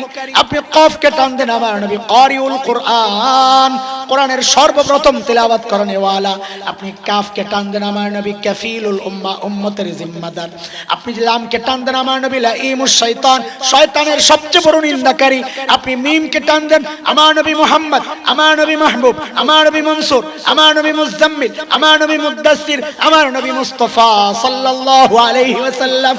আপনি ওয়াওকে টান দেন আমার নবী ওয়াকিল, আপনি হাকে টান দেন আমার নবী হাদি লিল আলম, আপনি হামজাকে টান দেন আমার নবী আল আমিন, আপনি ইয়াকে টান দেন আরে মালিক কত মায়া করে ডাক দিয়েছেন ইয়াসিন। ও দোস্ত নবী চিনছ? কিছুই চিনি নাই, কোন দিক দিয়ে যাবো আমি তো নিজেই বুঝে পাইতেছি না। আল্লাহ আল্লাহ, থাক থাক জায়গা মতো যাই, চলে। এক জায়গায় খালি একটু পেছ লাগে আমার, যে আল্লাহ তো সব সেরা সেরা জিনিস দিয়া আমার নবীকে সাজায়া দুনিয়ায় পাঠাইছেন ওই বাবার মতো। মনে আছে নি? বাবা যেমন জিজ্ঞেস করে আপনার নাম কি, আল্লাহ সেরা নাম মুহাম্মদ দিয়া দিছেন। আপনার বাপ আপনার নাম কি, ছেলের নাম কি? আব্দুল্লাহ। আব্দুল মুত্তালিবের যত ছেলে ছিল সবচাইতে সেরা নাম আব্দুল্লাহ। দাদাকে, পেশা কি, বংশ কি, মাকে আমেনা, লালন পালন কে করবে? হালিমা। নাম আল্লাহ আগের থেকে ফিট করছেন। লালন পালন করতে কিন্তু ঝামেলা, আবার বিরক্তি প্রকাশ করো না, নাম দিয়া দিলাম হালিমা। সহনশীলতার পরিচয় তোমার দেওয়া লাগবে, খবরদার আমার নবীর সাথে যেন কোনো বেয়াদবি না হয়। আল্লাহু আকবার। কিন্তু এক জায়গায় খালি পেছ লাগে, সেটা হইলো বাবা তো মেয়ের বিয়ে দেওয়ার সময় বাড়ি ঘরও দেখে না। বাঙ্গা বাড়িতে কেউ বিয়ে দিতে চায়, ঘর না থাকলে দিবেন, আপনার মাইয়া দিবেন। কিন্তু আল্লাহ তো এই জায়গাটা কাজটা একটা কেমন কেমন লাগতেছে, বলে কিসে? দুনিয়ার মধ্যে সবচাইতে সুন্দর জায়গা বলা হয় কাশ্মীর, ভূস্বর্গ, দুনিয়ার জান্নাত। ইউরোপে সুইজারল্যান্ড সবচাইতে সুন্দর, দুনিয়ার সবচাইতে সুন্দর জায়গা সুইজারল্যান্ড। আল্লাহ আমার নবীকে ওই কাশ্মীর, ইউরোপ, সুইজারল্যান্ডে না পাঠাইয়া জাজিরাতুল আরবে কেন পাঠাইলেন? ওয়াদিন গায়রি জি যারা, বৃক্ষলতাহীন জলশূন্য বালুকাময় জায়গা, খাওয়া নাই, পানি নাই, ফল নাই, ফসল নাই, মরুভূমি, পাথর আর বালি, এমন জায়গায় আল্লাহ আমার নবীকে কেন পাঠাইলেন? সুন্দর জায়গায় পাঠাইতে পারতেন না? আরে কথা বলেন, পারতেন কিনা? মনোযোগ লাগবে, উড়া উড়া কথা না। এতক্ষণ তো চকলেট খাওয়াইছি, উড়া উড়া কথা। এইবার গভীরে ঢুকা লাগবে, ইনজেকশন ভিতরে যায় ঢুকবে। মনোযোগ আছে? দেখি কে কে ঘুমাইছেন, একটু হাত তুলেন তো দেখি। আল্লাহু আকবার। না না, ঠিক আছে ঠিক আছে ঠিক আছে, মনোযোগ আছে, হাত তুলে দেখাইছে, আমরা ঘুমাই নাই। ঠিক আছে, হাসে না? এমনি হাসে নাকি? হা হা করে। মুসলমান হাসবে মুস্কি হাসি। মুসলমানের হাসি কি? মুস্কি হাসি, অট্ট হাসি। মুসলমানের হাসি না। নবীর শান শোনাইতেছি, নবীর সুন্নত এই জায়গায় নাই তো কেমন হইব? হ্যাঁ, এটা হলো আখের ইনজেকশন, আসতেছে ইনশাআল্লাহ।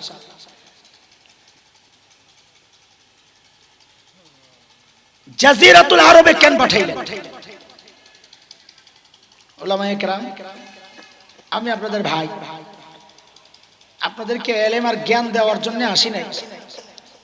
আসেন একটু তাকরার করি, কারণ সমাজের অনেক বিশৃঙ্খলার মূল পয়েন্ট এই জায়গায়। হুজুর এত চিল্লায় কেন? কই চিল্লায় আমি নবী চিনছি, তুই চিনস না, এই জন্য আমি চিল্লাই। এটা বুঝলে অনেক সমস্যার সমাধান হবে। এখন তো বড় আজীব এক সময় চলতেছে, খালি একটাই কথা, অমুকে চিল্লায় কে, অমুকে চিল্লায় কে, খালি গন্ডগোল লাগায়। আমার একজন মুরব্বী বুঝায়, বাজান সময় ভালো না, একটু চুপচাপ থাক। চুপচাপ থাকলে কি হয়? সময় তো ভালো না। তা আমি বলি কি কোন আপনি? সময় খারাপ বইলেই তো কথা বলা দরকার, সময় ভালো হইলে তো কথা বলা দরকার ছিল না। তাও একটু হিকমতের সাথে বললে ঝামেলা হয় না। তা আমি চিন্তা করি কি হিকমত এটা, কোন হিকমত? অনেক খুঁজতে খুঁজতে খুঁজতে খুঁজতে বুঝছি, আরে বাংলাদেশে হিকমত দুই প্রকার। কয় প্রকার? একটা হলো বাংলা হিকমত। কি বাংলা হিকমত? বাংলা হিকমত মানে, বাংলা হিকমত মানে হইলো পিঠ বাঁচানোর জন্যে, ওয়াজ টিকানোর জন্যে, চাকরি টেকানোর জন্যে সত্তরে গোপন করে তালে তালে চলতে থাকা, এর নাম হইলো বাংলা হিকমত। পিঠ বাঁচানোর জন্য, মাঝখানে আরো কয়েকটা কইছি, বাদ দিলাম আর কি। পিঠ বাঁচানোর জন্য সত্যকে গোপন করে তালে তালে চলতে থাকা, এর নাম কি? কোরআনে আরেক হিকমতের কথা বলা আছে, ইউতিল হিকমাতা মান ইয়াশা ওয়া মান ইউতাল হিকমাতা ফাকাদ উতিয়া খায়রান কাসীরা ওয়া মা ইয়াযাক্কারু ইল্লা উলুল আলবাব।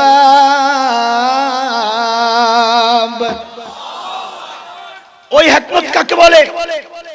মুফাসসিররা বলেন ওই হিকমত মানে হচ্ছে যেখানে যা প্রয়োগ করা দরকার সেখানে তা প্রয়োগ করা, এর নাম হিকমত। অভিজ্ঞ ডাক্তারের হিকমত হচ্ছে রোগীর রোগ অনুযায়ী চিকিৎসা দিবে। যদি দেখে প্রাথমিক রোগী তো প্যারাসিটামল সিরাপ ধরায়া দিবে। যদি দেখে রোগী আমার মতো 1-2 সপ্তাহ তো অ্যান্টিবায়োটিক দিয়ে ছেড়ে দিবে। যদি দেখে করোনা রোগী তো অ্যান্টিবায়োটিকের সাথে ভ্যাকসিনও দিয়ে দিবে। আর যদি দেখে না এটা অপারেশনের রোগী তো থিয়েটারে নিয়ে অপারেশন করবে। এটাই তো অভিজ্ঞ ডাক্তারের কাজ না? আর বাটপার ডাক্তার, যে বাটপার গুলিস্তানে দেখতাম ছোটবেলায়, বাটপার ডাক্তার মানুষ জমা করে হালুয়া বেচে, 1 ফাইল হালুয়া। কোন কোন রোগের? মাথা ব্যথা, চোখ ব্যথা, নাক ব্যথা, কান ব্যথা, দাঁত ব্যথা, গিরায় গিরায় ব্যথা, পেটে ব্যথা, আমাশা, জ্বর, সর্দি, কাশি, জন্ডিস, আরো বহুত রোগ আছে যেগুলো স্বর্ণে আমি কইতে পারতাছি না। সব রোগের এক ওষুধ, 1 ফাইল হালুয়া। বলেন এটা বিজ্ঞ ডাক্তার না বাটপার ডাক্তার? কারণ সব রোগের এক চিকিৎসা। বলেন বলেন সব রোগের এক চিকিৎসা। উম্মতের বিজ্ঞ আলেমরাও, অভিজ্ঞ বিজ্ঞ যারা, তারাও সব রোগের এক চিকিৎসা দিবে না। যদি দেখে প্রাথমিক রোগী তো দাওয়াত ও তাবলীগের সাথীদেরকে পাঠায়া দিবে, যাও পিঠের মধ্যে পচে পচে তাকে বুঝাও। আর যদি দেখে না রোগী 1-2 সপ্তাহ একটু মারাত্মক তো মুফতি মুশতাকুন নবী দামাত বারাকাতুহুমুল আলিয়ার মতো মানুষগুলারে পাঠায়া দিবে, যাও একটু মজার মিঠা সিরাপও দিও, আবার লাগলে একটা অ্যান্টিবায়োটিকও দিয়ে দিও। যদি দেখে না রোগী করোনা রোগী তো খালেদ সাইফুল্লাহ আইয়ুবের মতো বক্তাদেরকে পাঠায়া দিবে, যাও তুমি একটা অ্যান্টিবায়োটিক দিয়ে দিও, পারলে একটা ইনজেকশনও দিয়ে দিও। আর যদি দেখে রোগী অপারেশনের রোগী তখন তো আল্লামা মামুনুল হক ছাড়া বিকল্প কোনো রাস্তা নেই। আচ্ছা রাখেন।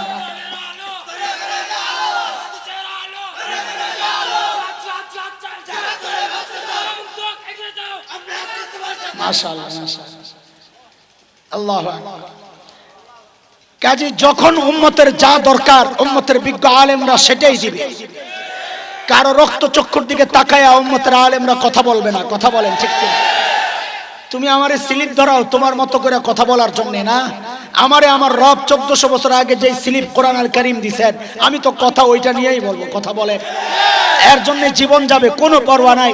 আমার বিবি রেডি আছে বিধবা হইয়া কবরে যাবে, কোনো সমস্যা নাই। আমার সন্তান এতিম হবে, আমার কোনো পরোয়া নাই। এই শরীর থেকে মাথা বিচ্ছিন্ন হবে, কোনো পরোয়া নাই। আল্লাহ ইলম দিয়েছেন, নবীর ওয়ারিস বানাইছেন। তোমাদের রক্ত চক্ষু দেখা চুপ থাকার জন্য না, উম্মতের আলেমদের জিম্মাদারি হচ্ছে যদি রক্ত দেওয়া দরকার রক্ত দেওয়ার নাম হিকমত, যদি কল্যাণ নেওয়া দরকার হয় তো কল্যাণ নেওয়ার নাম হিকমত। কথা বলেন ঠিক?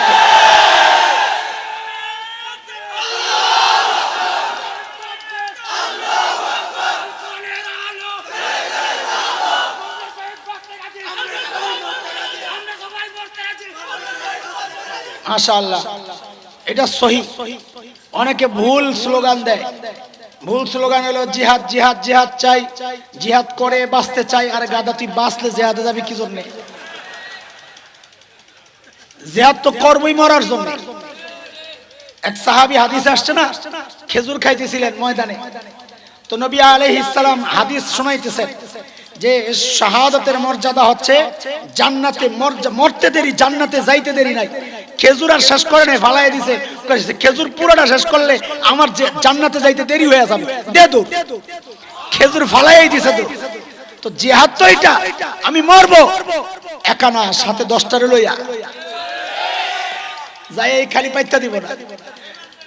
10টারে কমপক্ষে কয়টা? ইনশাআল্লাহ ইনশাআল্লাহ ইনশাআল্লাহ। আল্লাহ কবুল করেন। আল্লাহ তাআলা আমার নবীকে জাজিরাতুল আরবে কেন পাঠাইলেন? ও দোস্ত, বিশ্ব মানচিত্রের মধ্যে আপনি খুলে দেখেন, বিশ্ব মানচিত্রটা খুলে দেখেন, জাজিরাতুল আরবকে দেখবেন 3 দিকে পানি, লোহিত সাগর, আরব সাগর। এই খেয়াল করেন, মূল সময় হারায় গেলে তো সমস্যা। আমি তো মাত্র মূল জায়গায় আসছি। জাজিরাতুল আরবের ভৌগোলিক অবস্থান দেখাচ্ছি আপনাদেরকে। লোহিত সাগর, আরব সাগর, তিন দিক দিয়ে ঘেরাও করা পানি। জর্ডান, সিরিয়া, ইরাক ওই দিক দিয়ে শুধু লেগে আছে জমিনের সাথে, একদিকে লাগা, তিন দিকে শূন্য। এই হচ্ছে জাজিরাতুল আরবের ভৌগোলিক অবস্থান। ঠিক মানব দেহে একটা গোশতের টুকরা আছে যার নাম কলব। কি নাম? হার্ট। হার্টের অবস্থানটাও শরীরের মধ্যে ঠিক সেই তিন দিকে শূন্য, একদিকে লেগে আছে বডির সাথে রক্তক দিয়া। এই জন্যে ভূবিজ্ঞানীরা জাজিরাতুল আরবের নাম দিয়েছেন জিওগ্রাফিক হার্ট। জাজিরাতুল আরব হচ্ছে মানচিত্রের হার্ট। আল্লাহ তাআলা আমার নবীকে মানচিত্রের হার্টে পাঠাইছেন। কেন? আমার নবী দুনিয়ায় আসার আগ পর্যন্ত যত দার্শনিক দুনিয়ায় ছিল, গ্রিক দর্শন, রোমান দর্শন, পারস্য দর্শন, ব্যাবিলন, ইরাকি, মিশরি, যত প্রাচীন দর্শন ছিল, সমস্ত দার্শনিকদের বক্তব্য ছিল মানুষকে নিয়ন্ত্রণ করে তার ব্রেন। কে? ব্রেন। সর্বপ্রথম আমার নবী দুনিয়ায় এসে ঘোষণা দিলেন, এই দুনিয়ার মানুষকে তার ব্রেন নিয়ন্ত্রণ করে না, মানুষকে নিয়ন্ত্রণ করে তার হার্ট। কে? আলহামদুলিল্লাহ, আজকের চিকিৎসা বিজ্ঞানীরা স্বীকার করতে বাধ্য হয়েছে যে না, মানুষকে তার ব্রেন নিয়ন্ত্রণ করে না, মানুষকে নিয়ন্ত্রণ করে তার। আল্লাহর নবী ঘোষণা দিলেন, আলা ইন্না ফিল জাসাদি মুদগাহ ইযা সালুহাত সালুহাল জাসাদু কুল্লু ওয়া ইযা ফাসাদাত ফাসাদাল জাসাদু কুল্লু আলা ওয়া হিয়াল কলব। এরা আমার উম্মত, মানব দেহে একটা গোশতের টুকরা আছে। এই গোশতের টুকরা যদি ঠিক হয়ে যায়, গোটা বডি ঠিক হয়ে যাবে। গোশতের টুকরায় যদি পচন ধরে, গোটা বডিতে পচন ধরবে। পিসাবরা এই হাদিস তো আত্মা পরিশুদ্ধের মেহনত, তাজকিয়া নফসের ব্যাপারে এই হাদিসকে ব্যবহার করে, তাই না? সব সময় খালি এই ওয়াজি তো শুনছেন এই হাদিস যে দিল ঠিক তো সমস্ত আমল ঠিক, দিল নষ্ট বাহ্যিক আমলও নষ্ট। এই হাদিস তো এটাই বুঝাইছে এতদিন। আমরা একটু অন্য জায়গায় হাদিসটা রিপিট করতে চাই। সেটা হচ্ছে নবী বলেছেন কলব ঠিক হয়ে গেলে বডি ঠিক। আমরা মানচিত্র দেখলাম জাজিরাতুল আরব হচ্ছে গোটা দুনিয়ার কলব। আল্লাহ তাআলা বলেন, ও নবী, আপনি তো বিশ্ব নবী, গোটা দুনিয়ার মানুষকে ঠিক করা আপনার জিম্মাদারি। আপনি আলমী নবী, একমাত্র বিশ্ব নবী। আমি আপনাকে কলবে পাঠাইয়া দিলাম, জাজিরাতুল আরবে পাঠাইলাম। কেন? কলব যদি ঠিক হয়ে যায়, গোটা বডি ঠিক হয়ে যাবে। কলব নষ্ট হয়ে গেলে বডি নষ্ট। আপনি কলবে মেহনত করেন, আমি কলব পবিত্র হয়ে গেলে আমি গোটা দুনিয়ায় দিন ছড়াইয়া দেব। আজকের দুনিয়ার বাস্তবতা হচ্ছে আরব বিশ্ব, জাজিরাতুল আরবের মুসলমানদের ইমানে পচন ধরেছে। নবী বলেছেন কলবে পচন ধরবে, বডিতে পচন ধরবে। মুসলমান, আরব বিশ্বের মুসলমানদের ইমানে পচন ধরেছে, গোটা দুনিয়ার মুসলমানদের ইমানে পচন ধরেছে। এটা তো নবীর হাদিস, অস্বীকারের সুযোগ নাই। ও দোস্ত, কথাটা বোঝানোর জন্য আমি আরো দুইটা উদাহরণ পেশ করব। এটা আগে মাথায় সেট করেন। আমার নবী একমাত্র বিশ্ব নবী। বলে কি? আমার নবী একমাত্র বিশ্ব নবী। এই কথাটাকে যারা বুঝে নাই, আমাদের অনেক আন্দোলনের বিপক্ষে তাদের অবস্থান। কেন? সে নবী চেনে নাই, সে নিজে নবী চেনে নাই, এই জন্য নবী চেনাইতেছে। বড় একটা পুকুর, ওই পুকুরের মাঝখানে যদি একটা ঢিল ছোড়েন তো ঢেউটা সমান তালে চারদিকে ছড়াবে কিনা? কিন্তু যদি একদিকে মারেন তো ঢেউটা একদিকে লাগবে দ্রুততার সাথে, শক্তিশালী ভাবে। আরেক দিকে যেতে যেতে দেরি হয়ে যাবে আর দুর্বল হয়ে যাবে।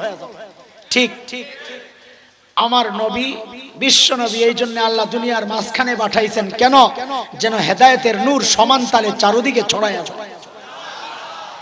সুন্দর দেখা দুনিয়ার এক সাইডে যদি পাঠাইতেন তো আরেক সাইডে হেদায়েতের নূর যাইতে যাইতে দেরি হয়ে যায়।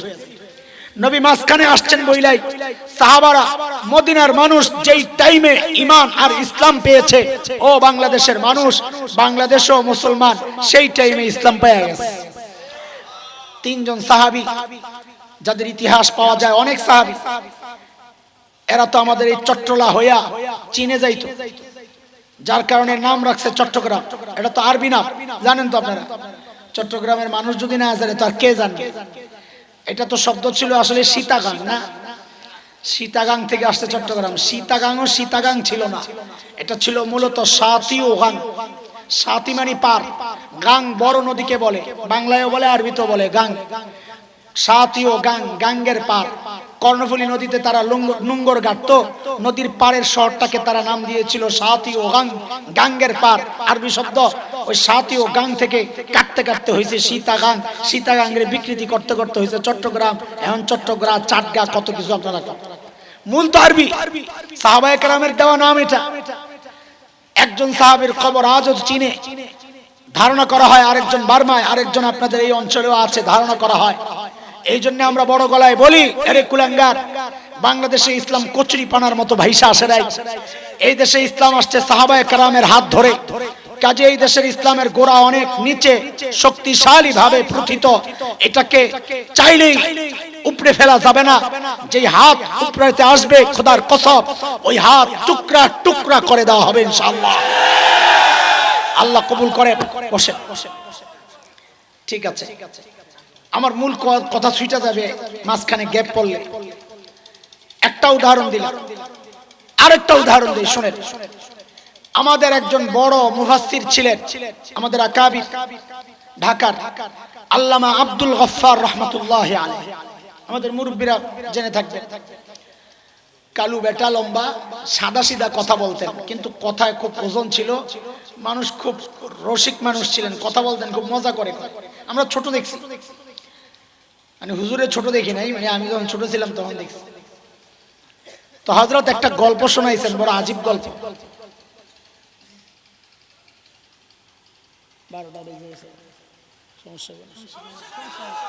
আরে আমার তো সমস্যা, আপনাকে সমস্যা জিজ্ঞেস। তো হযরত ইন্ডিয়াতে গেছেন, আলেমদের এক কাফেলা। সকালবেলা নাস্তা দিছে গরম শুকনা খিচুড়ি, টাটকা, বড় প্লেটের মধ্যে, গরম ধোঁয়া উঠতেছে। মাঝখানে একটু ঘি ঢেলে দিছে, ঘি। গরমের তাপে ঘি গইলা গেছে। ওই ঘি একটু আঙ্গুল দিয়ে নিয়ে নিয়ে খিচুড়ির সাথে মাইকা খায়। এটা হেভি টেস্ট, আমরাও খাইছি দেওয়া বন্ধে থাকতে। মুখ লারা শুরু করছে, বাড়ির জায়গা খাইছে গাদা। খাওয়ানোর কথা কইলে রুশ থাকে।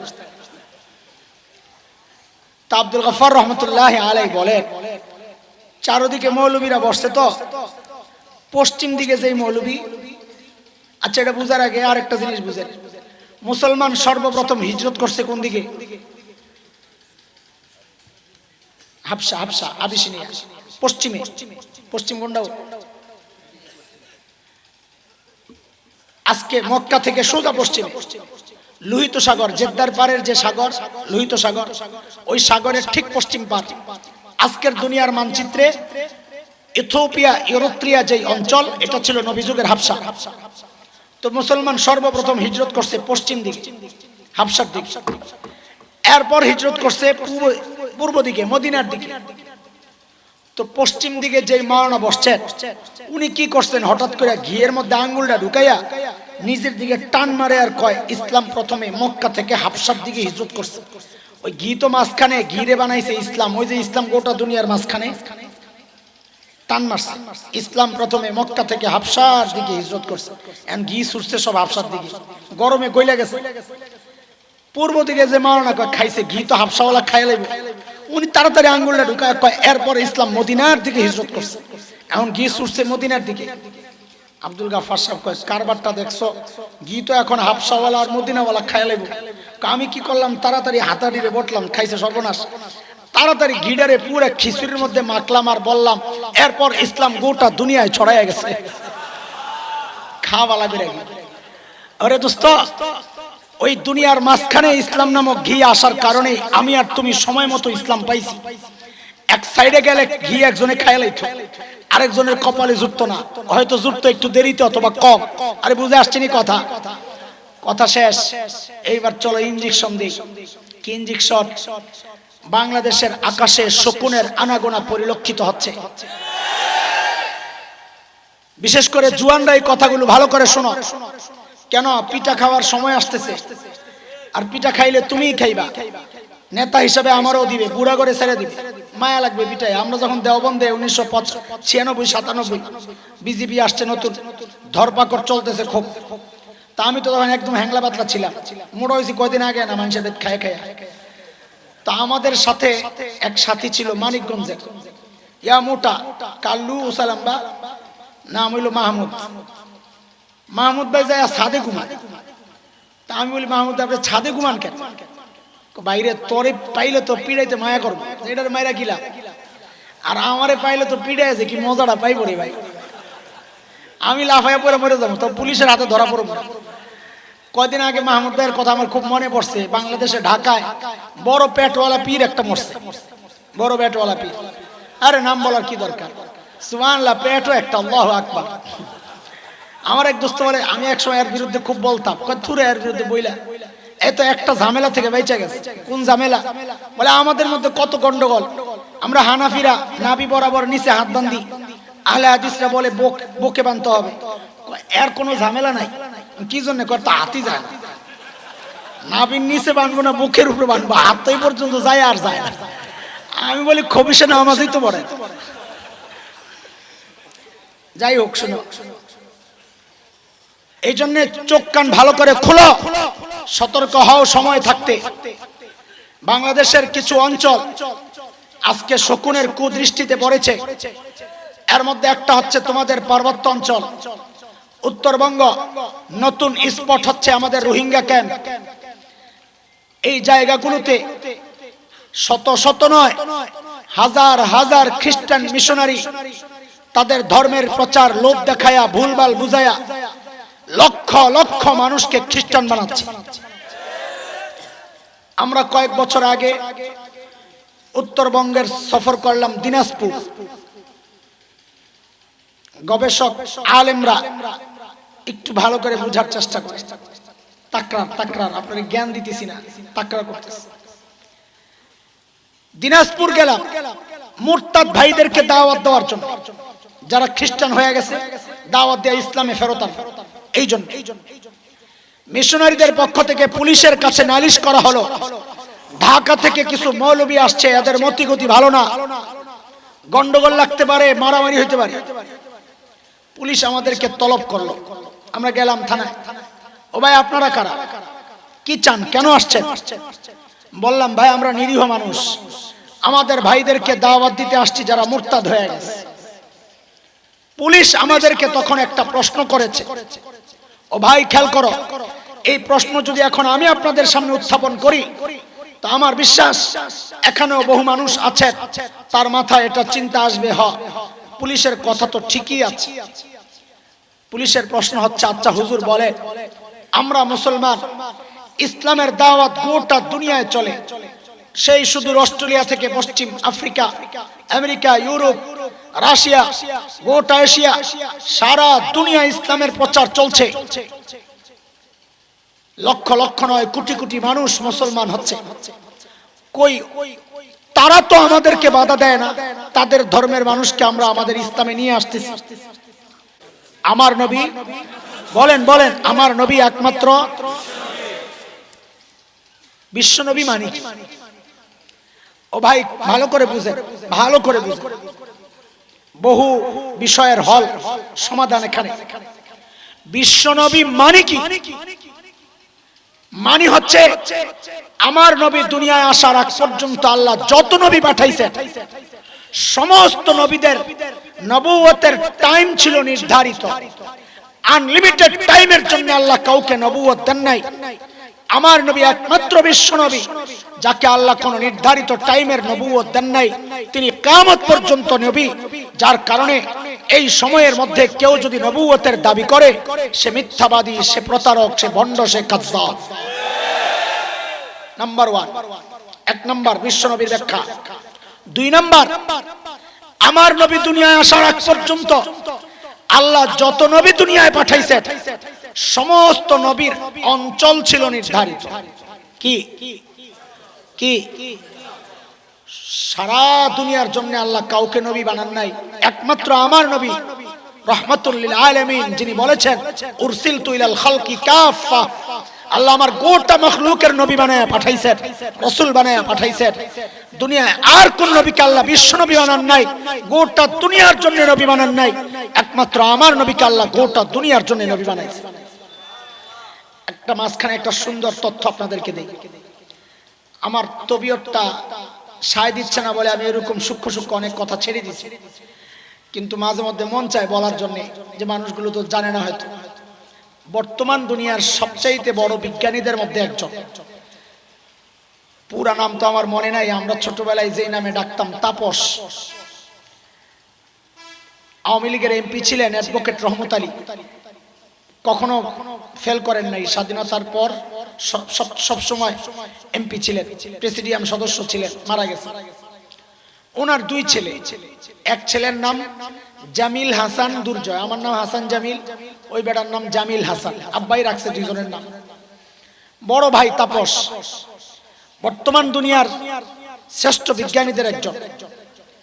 কয়েকদিন আগে সে একটা কণা আবিষ্কার করেছে, যেটা গত 83 বছর থেকে বিজ্ঞানীরা চেষ্টা করতেছে ওই কণাটা আবিষ্কার করার জন্য। ওই কণা আবিষ্কার হয়ে গেলে নেট, মোবাইল এগুলোর ইউজ অনেক সহজ হয়ে যাবে। এই কণাটা আমাদের এই বাংলাদেশের বিজ্ঞানী আবিষ্কার করেছে। নোবেল যে প্রাইজ দেওয়া হয়, বিশ্বের সবচাইতে দামি প্রাইজ মনে করা হয়, বিজ্ঞানীদেরকে দেওয়া হয়। তো ওই নোবেল প্রাইজের জন্য যাদেরকে সিলেক্ট করা হয়, ওই সিলেকশন কমিটির একজন সদস্য, নির্বাচক, এত বড় বিজ্ঞানী। আল্লাহ তাআলা দ্বীনের বুঝ দিয়েছেন, দাড়ি টাড়ি আছে, দিন মানে। তো আমার সাথে খুব ভালো সম্পর্ক, কিছুদিন আগে বাংলাদেশে আসছে। তো কথায় কথায় বলতেছিল, আচ্ছা হাসান ভাই বলেন তো, হযরত নূহ আলাইহিস সালামের বন্যা গোটা দুনিয়া ব্যাপী হয়েছে। তা আমি তো এটাই জানি যে গোটা দুনিয়া ডুবে গেছে। তো উনি বলেন, বিজ্ঞানী যেহেতু তাদের গবেষণা এটা, যা আমাদের গবেষণা নূহ আলাইহিস সালামের বন্যা গোটা দুনিয়া ব্যাপী হয় নাই, নির্দিষ্ট একটা অঞ্চলে হয়েছে। তা আমি কই এটা আমার কাছে স্পষ্ট না। বলে কেন স্পষ্ট না, আপনি তো এটা আরো জোর দিয়ে বলা দরকার। কেন বলেন? তখন এই তথ্যটা দিছে যে আল্লাহ তাআলা আমার নবী ছাড়া কোন নবীকে তো গোটা দুনিয়ার নবী বানান নাই। নূহ আলাইহিস সালামকে আল্লাহ গোটা দুনিয়ার নবী বানান নাই, কাজী গোটা দুনিয়ার মানুষকে নূহ আলাইহিস সালামের অবাধ্য হওয়ার কারণে আল্লাহ কেন শাস্তি দিবেন? কথা তো যৌক্তিক। আমার পুরা পশম দাঁড়িয়ে গেছে শুনে, আরে কি দারুণ কথা, কি দারুণ একটা তথ্য পাওয়া গেলাম। আমার নবীর ইজ্জতের জন্য আজকের বিজ্ঞান সেও স্বীকার করে গোটা দুনিয়াকে আল্লাহ ধ্বংস করেন নাই, বন্যা হয় নাই গোটা দুনিয়ায়। কেন? তারাও স্বীকার করে নূহ আলাইহিস সালাম যেই অঞ্চলের নবুয়তের দায়িত্বে ছিলেন, শুধু আল্লাহ শাস্তি দিয়েছেন ওই অঞ্চলকে। নাম্বার 2, যে কোন নবীকে আল্লাহ তাআলা গোটা দুনিয়ার নবী বানান নাই, নির্দিষ্ট অঞ্চলের জন্য নবী বানাইছেন। দলিল, প্রমাণ, আজকের বিকৃত বাইবেল খুলে দেখো। হযরত ঈসা নিজে বলেছেন, ও বনি ইসরাইল, আল্লাহ আমাকে ফিলিস্তিনের একটা নির্দিষ্ট অঞ্চলের জন্য নবী বানাইয়া পাঠাইছেন। নাম্বার 3, বিশ্বনবীর ব্যাখ্যা দিচ্ছি, বিশ্বনবী কাকে বলে। নাম্বার 3, আমার নবী দুনিয়ায় আসার আগ পর্যন্ত আল্লাহ যত নবী দুনিয়ায় পাঠাইছেন, সমস্ত নবীর কওম ছিল নির্ধারিত। কি ছিল? কওম নির্ধারিত। সমস্ত কওমের জন্য আল্লাহ কাউকে নবী বানান নাই। আমার নবী একমাত্র নবী যাকে আল্লাহ দুনিয়ার সমস্ত কওমের জন্য নবী বানাইছেন। হিন্দু, বৌদ্ধ, খ্রিস্টান, মগ, মোরাং, গারো, চাকমা, কুকিল, সাঁওতাল, তিবরা, ইহুদি সহ যত জাতি জগতে বাস করে, সমস্ত জাতির জন্য আমার নবীকে আল্লাহ নবী বানায়া পাঠাইছেন। কিন্তু কোন নবীকে আল্লাহ সমস্ত উম্মতের জন্য, কওমের জন্য নবী বানান নাই। দলিল, ওই যে আপনাদের কাছে একটা সুই রেখে আসছিলাম, মনে আছে নি? সুইটা বলেন তো, দেন সুইটা দেন। ইয়া বনি ইসরাঈল ইন্নী রাসূলুল্লাহি ইলাইকুম। হযরত ঈসা নিজে বলেছেন, ও বনি ইসরাঈল, আল্লাহ আমাকে তোমাদের রাসূল বানায়া পাঠাইছেন। হযরত ঈসা কাদের রাসূল? কাদের রাসূল? বনি ইসরাঈলের রাসূল। এইবার বুঝেন, খ্রিস্টানরা কেন বাংলাদেশে তাদের ধর্মের প্রচার করতে পারবে না, মুসলমান কেন গোটা দুনিয়ায় তাদের ধর্মের প্রচার করতে পারবে? বুঝেন, আপনাদের এই অঞ্চলের বর্তমান এমপি কে? মুস্তাফিজুর রহমান, সুন্দর নাম। বাঁশখালী একদম প্রপারে কিছু পোলাপাইন একটা অফিস খুলছে, অফিসে সাইনবোর্ড লাগাইছে এমপি সাহেবের অফিস। মুস্তাফিজুর রহমান সাহেবের একদম জানবাজ কর্মীরা দেখছে, কিরে এমপি সাহেবের অফিস কে খুললো রে, আমরা থাকতে যায়া ধরছে। হয় তোরা কারা? বলে আমরা সালাউদ্দিন কাদের চৌধুরীর লোক। কার বলতে আপনাদের কষ্ট হইলে এরা যেভাবে বলতো ওইভাবেই বলেন, শাখা চৌধুরীর লোক। শাখা চৌধুরীর লোক এটা কি করে? এমপি সাহেবের অফিস। কোন এমপি? এমপি শাখা চৌধুরী। আরে কি ফাইজলামি বাইছস? অপরাধ হয়েছে দুইটা। এক নম্বর অপরাধ, শাখা চৌধুরীর এমপির টার্ম শেষ হয়ে গেছে, তিনি তো বর্তমানে এমপি না। তো তিনি বর্তমানে এমপি না, তার অফিস খুলতে আসছস কেন? নাম্বার ওয়ান অপরাধ। দুই নম্বর অপরাধ হচ্ছে তিনি তো এই আসনের এমপি না, অফিস খুলবি তো খুলবি রাউজান জায়া খোল, তার আসনে জায়া খোল। অপরাধ কয়টা? এখন এই দুই অপরাধের কারণে এলাকার ছেলেপেলেরা যদি এই পাগলগুলারে পিটায়, আপনি কি বলবেন? পিটাটা ঠিক আছে না পাগলামি? পিটা ঠিক আছে? ঠিক আছে, আয় ভালো করে বলেন। পরে পোল্টি মারেন না, পরে পোল্টি মারেন না। আপনারা এটা খুব ভালো বুঝেন, দিনের ব্যাপার আসলে আস্তে পোল্টি মারেন। দুই অপরাধের কারণে এদেরকে পিটা দেওয়া ঠিক আছে? ঠিক আছে। এইবার বুঝেন খ্রিস্টানরা কেন বাংলাদেশে তাদের ধর্মের প্রচার করতে পারবে না। বলে একটা দুইটা অপরাধ করে নাই, তারা তিনটা অপরাধ করেছে। এক নম্বর অপরাধ হচ্ছে যেই নবীর নবুয়তের দাওয়াত তারা দিচ্ছে, খ্রিস্টান ধর্ম, ঈসাই ধর্ম, ওই নবীর নবুয়তের টার্ম শেষ হয়েছে 1500 বছর আগে। নাম্বার ওয়ান অপরাধ।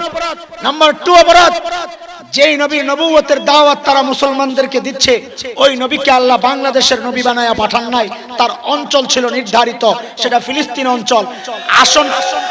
আসন আরেক জায়গায়, তুমি অফিস খোলো এখানে।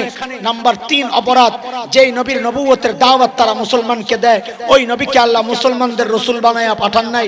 কারণ হযরত ঈসা নিজে বলেছেন, ও বনি ইসরাইল, আল্লাহ আমাকে তোমাদের রসুল বানায়া পাঠাইছেন, মুসলমানদের রসুল না। তোরা দাওয়াত দিবি যাই ইহুদিদেরকে দে, আমাদের কোনো আপত্তি নাই, কিন্তু মুসলমানদেরকে দাওয়াত দিতে আসলে বাধা দেওয়ার অধিকার আমার আছে। দুই অপরাধের কারণে যদি তোমরা বলো এদেরকে পিটানো ঠিক আছে, তো তিন অপরাধের কারণে এদেরকে তো পিটাইয়া পিটাইয়া জমিনে জিন্দা দাফন করা দরকার। এরে দোস্ত, এই কথাগুলো বড় ভয়ঙ্কর, বড় ভয়ঙ্কর, রিস্কি কথা, কিন্তু তুমি ভুল বুঝছো না। কেন? আমি প্রশ্ন করি, দেশকে ভালোবাসি, দেশকে ভালোবাসি, দেশকে ভালোবাসার জন্য কি হেফাজতে যোগ দেওয়া লাগবে? আপনি নবীকে ভালোবাসেন?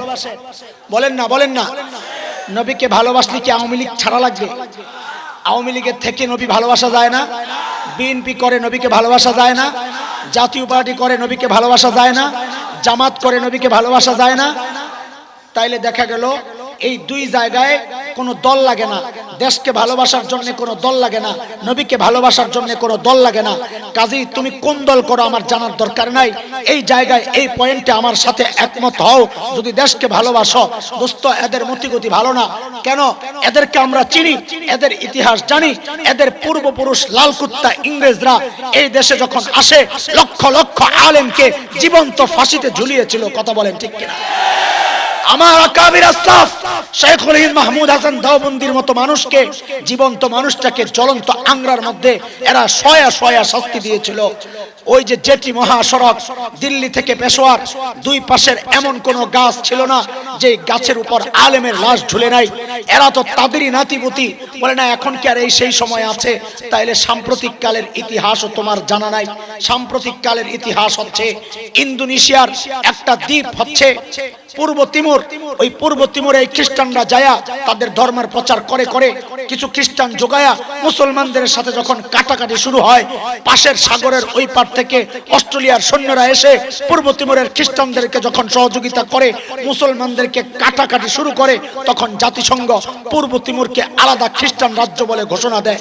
সাম্প্রতিক কালের ইতিহাস হচ্ছে দক্ষিণ সুদান, সেখানে তেল সমৃদ্ধ মুসলমানের অঞ্চল, সেখানেও খ্রিস্টানরা ঢুইকা নিরীহ মুসলমানকে দাওয়াত দিয়া দিয়া খ্রিস্টান বানায়া যখন মুসলমান খ্রিস্টান লড়াই শুরু হয়, জাতিসংঘ ওই তেল সমৃদ্ধ অঞ্চলকে খ্রিস্ট রাজ্য হিসাবে স্বাধীনতা ঘোষণা দিয়ে দেয়।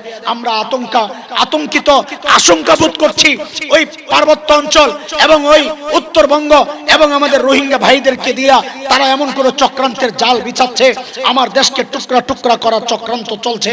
আমরা শুধু একটা কথা বলতে চাই, এরে হতভাগা পোড়া কপাল, বাবার ইতিহাস পড়, দাদার ইতিহাস পড়, কিভাবে পিটানি খায়া এই দেশ ত্যাগ করেছিল, তাইলে তোদের কপাল খুলবে, বেঁচে যাবি।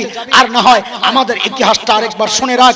পূর্ব তিমুর একজন শাইখুল হিন্দ পায় নাই, এই উপমহাদেশ শাইখুল হিন্দের রুহানি সন্তানরা বসবাস করে। কথা বলেন ঠিক কিনা? দক্ষিণ সুদান একজন হযরত মাদানী পায় নাই, এই উপমহাদেশ হযরত মাদানীর রুহানি সন্তানরা বসবাস করে। শুধু তাই না, আমরা বাংলাদেশিরা আল্লামা আমিনের মতো একজন মর্দে মুজাহিদ পেয়েছিলাম, আমরা আল্লামা আহমদ শফির মতো মিল্লাতের একজন অতন্ত্র প্রহরী পেয়েছিলাম। এখনো এরকম বাবনগরী আল্লামা মামুনুল হকের মতো এইরকম অতন্ত্র প্রহরীরা আছে। আমরাও সৈনিকরা বেঁচে আছি। এই জমিনের ইঞ্চি ইঞ্চি মাটিকে সোনার চাইতে খাঁটি মনে করি। কেন মনে করি?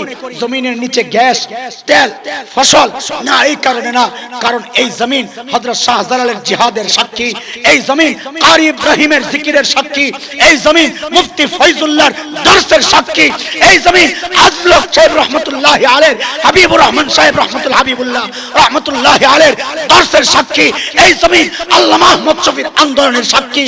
এই জমিনের ইঞ্চি ইঞ্চি মাটি রক্ষায় যদি লাখো সন্তানের রক্ত দিতে হয়, আমরা রক্ত দিতে প্রস্তুত, জীবন দিতে প্রস্তুত ইনশাআল্লাহ।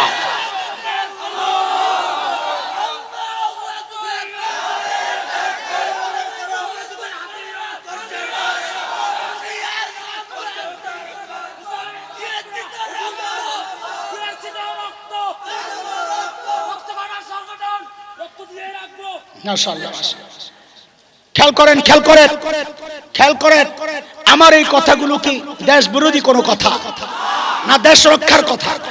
বলেন, কথা বলেন। এই কথাগুলো তো তাদের কলিজায় লাগবে যারা দেশ বিক্রি করতে চায়। আমরা পাশের দেশের দালালদের নুন খাই না, আমরা দালালদের নুন খাই না। আমরা এই দেশে বসবাস করি, এই দেশে আমরা ভাড়াটিয়া থাকি না। কয়দিন পর পর আমাদেরকে হুমকি দিবা, ধমকি দিবা। আমাদের শেকড় অনেক গভীরে প্রথিত, খোদার কসম। আমাদেরকে তারা বিচ্ছিন্ন ভাবে, আমরা কেউ আওয়ামী লীগ করি, কেউ বিএনপি করি, কেউ জামাত, কেউ জাতীয় পার্টি, কেউ হেফাজত, কেউ জমিয়ত, কেউ ইসলামী আন্দোলন, কত দল আমাদের। আবার কেউ ওয়াহাবি, কেউ সুন্নি, কেউ কওমি, কেউ আলিয়া, কেউ কিয়ামি, কেউ বৈঠকি, কেউ আহলে হাদিস, কেউ মাযহাবি। এরা চিন্তা করছে এত দলে বিভক্ত, এগুলারে সাইজ করা তো সোজা। কিন্তু আমি শাইখুল হিন্দের একটা উদাহরণ দিয়ে শেষ করব। শাইখুল হিন্দ বড় দারুণ বলেছেন, আমার হাতের আঙ্গুল কয়টা? বলেন তো, আঙ্গুলের মাথাগুলা বিচ্ছিন্ন না লাগা? এখন কি বিচ্ছিন্ন? বিচ্ছিন্ন কখন থাকে? যখন ফ্রি থাকে। ভাত খাওয়ার সময় একখানে হয়, একখানে হয়। এরে কুলাঙ্গাররা, আমরা কেউ হয়তো বিএনপি করি, কেউ আওয়ামী লীগ করি, কেউ জামাত করি, কেউ জাতীয় পার্টি, কেউ হেফাজত, কেউ জমিয়ত, কেউ ইসলামী আন্দোলন, কেউ তাবলীগ, কেউ ওয়াহাবি, কেউ কওমি, কেউ সুন্নি, কেউ কিয়ামি, কেউ কিয়াম ছাড়া। আমরা হয়তো শতদা বিভক্ত, কারণ আমাদের হাতে কোনো কাজ নাই। যদি দেওয়ালে পিঠ ঠেকা যায়, যদি আমার মানচিত্র আক্রান্ত হয়, যদি আমার দ্বীন আর শরীয়ত আক্রান্ত হয়, তখন আর বিচ্ছিন্ন থাকবো না। সমস্ত আঙ্গুলের মাথাগুলা একখানে হইয়া সবগুলোর জীবন্ত ধৈর্য ধরে দাফন করবো ইনশাআল্লাহ। প্রস্তুত আছি ইনশাআল্লাহ? ইনশাআল্লাহ, ইনশাআল্লাহ। আল্লাহ কবুল করেন, আল্লাহ কবুল করেন। আচ্ছা, শেষ করব দুইটা উদাহরণ দিয়া। আমার খুব কষ্ট হইতেছে, আমার তো মন চায় নবীর শান যেহেতু শুরু করছি, ফজর নামাজ না পড়া কেমনে যাই? আরে বুঝেননি কথা? নবীর শান আর মানতে ছোট্ট জিনিস না যে 1-1.5 ঘন্টায় কাম সেরা ফেলাম। এটা তো এক গোজামিল দিয়া কিছু বলে দেওয়া। আমি আমার টার্গেটের কিছু কথা বলবো, ওইটারে সাজাই আইনা জায়গা মতন ছাড়তেছি। শেষ দুইটা কথা বলা যাই, শুনবেন? দুইটা উদাহরণ দিব, দুইটা উদাহরণ।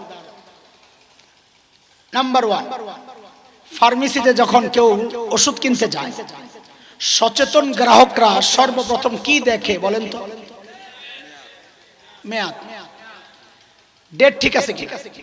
আমার মতন কাঞ্জুস যদি হয় তো ম্যাক্সিমাম রিটেল প্রাইস, সর্বোচ্চ খুচরা মূল্য মানে এমআরপিটা দেখে। কিন্তু সবাই দেখে ডেট, ঠিক?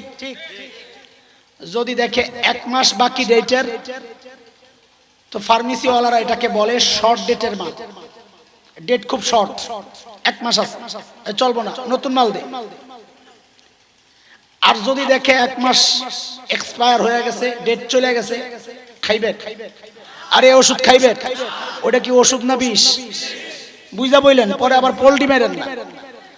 যদি দেখেন ওই ওষুধটা 1 বছর ডেট পার হয়ে গেছে, খাইবেন, পরিবারে খাওয়াইবেন, কারণ এটা ওষুধ নাই, কি হয়ে গেছে, কি হয়ে গেছে। উদাহরণ নাম্বার 1। উদাহরণ নাম্বার 2, নতুন জামাই গেছে বিয়ে করতে, ওই যে আমার মতো দেরি হয়ে গেছে আসতে, শ্বশুর কয় আমারই তো জামাই, না খাইয়া বেটারে কষ্ট দেব, এটা তোর বক্তা না, বলে মাহফিল ভেঙ্গে যাবে, আগে ওয়াশ করলাম, খাইয়েন পরে, আমারই জামাই।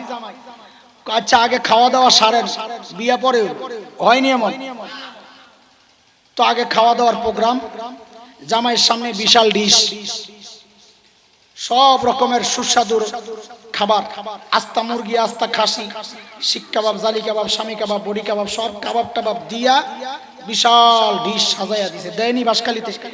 আগে তো জানলাম না। তো জামাই বাবু ওই ডিশের সামনে বসা, কিন্তু পোড়া কপাল, ওই খানার দিকে হ্যাঁ নজর নাই।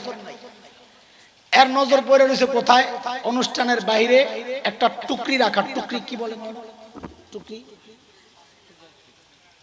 জিনিসপত্র লয় যে বাঁশ দিয়ে, খাসা, খাসি। ডেকোরেটরের পক্ষ থেকে একটা ভাণ্ড, বড় ভাণ্ড রাখা, কি জন্যে? ওটার মধ্যে ময়লা ফেলায়, মানুষের রান টান খাইয়া হাড্ডিটা রয়েছে, হাড্ডি, ছোট ছোট বাচ্চারা পোলাও খাইছে, নাকের সেলাই রয়েছে আঠালো, ও গোলের নিয়ে ফেলাইছে। লেবুর সিল্কা, রস চিপকা, খালি সিল্কাটা ওটা নিয়ে ফেলাইছে। জামাই বাবু তাকায় রয়েছে ওই জায়গায়, অনেকক্ষণ চুপচাপ বসে থেকে লাভ দিয়ে উঠছে, মর্দ বাহাদুর।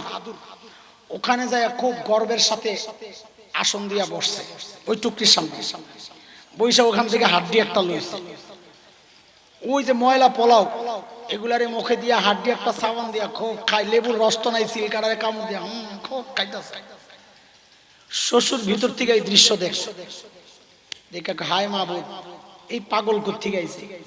ঘটকরে ডাক দিছে, মিয়া ভাই এদিকে আসা।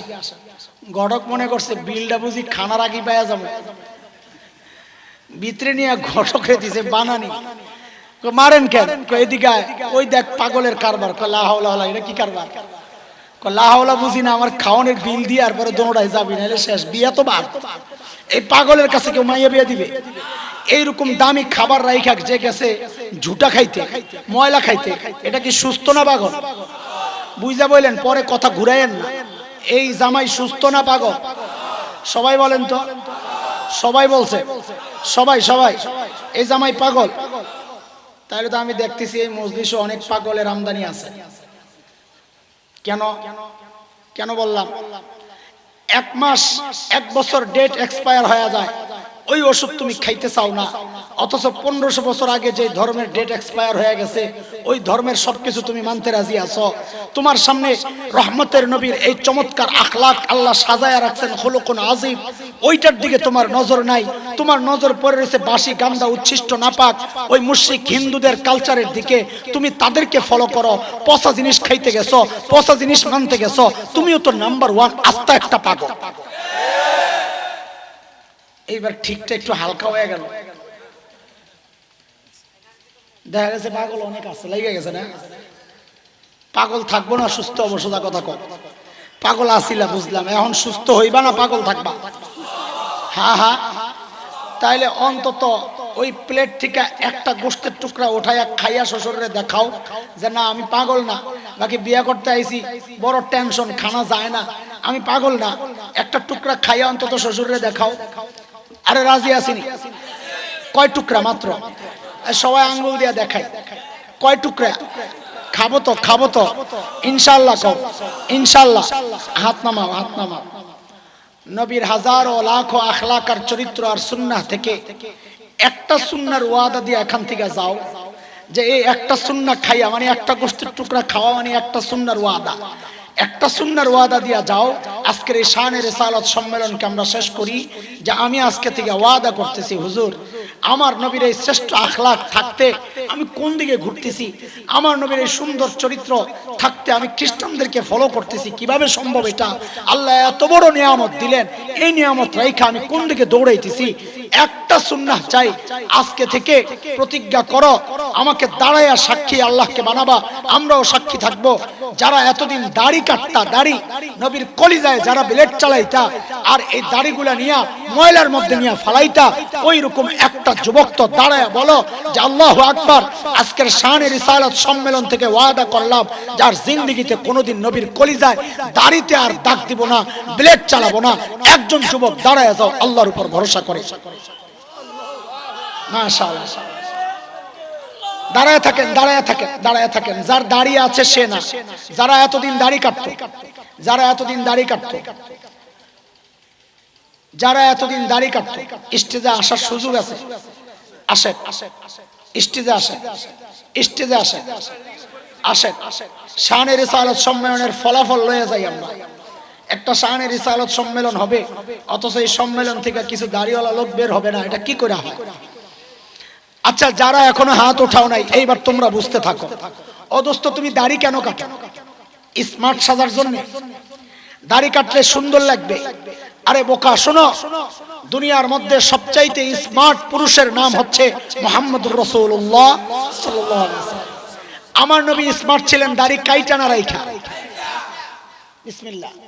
আমি দাড়িতে হাত দেওয়ার জন্য আমার হাতকে সাক্ষী বানা, আমারও তো নাই কিছু, এই হাত সাক্ষী বানাই খালি আল্লাহ। এই হাত দিয়া তোমার সুন্নত, নবীর সুন্নতের গাছ লাগাইছি। এই হাত, এই উসিলায় যদি আল্লাহ ছেড়ে দেয়, নাই তো কিচ্ছু।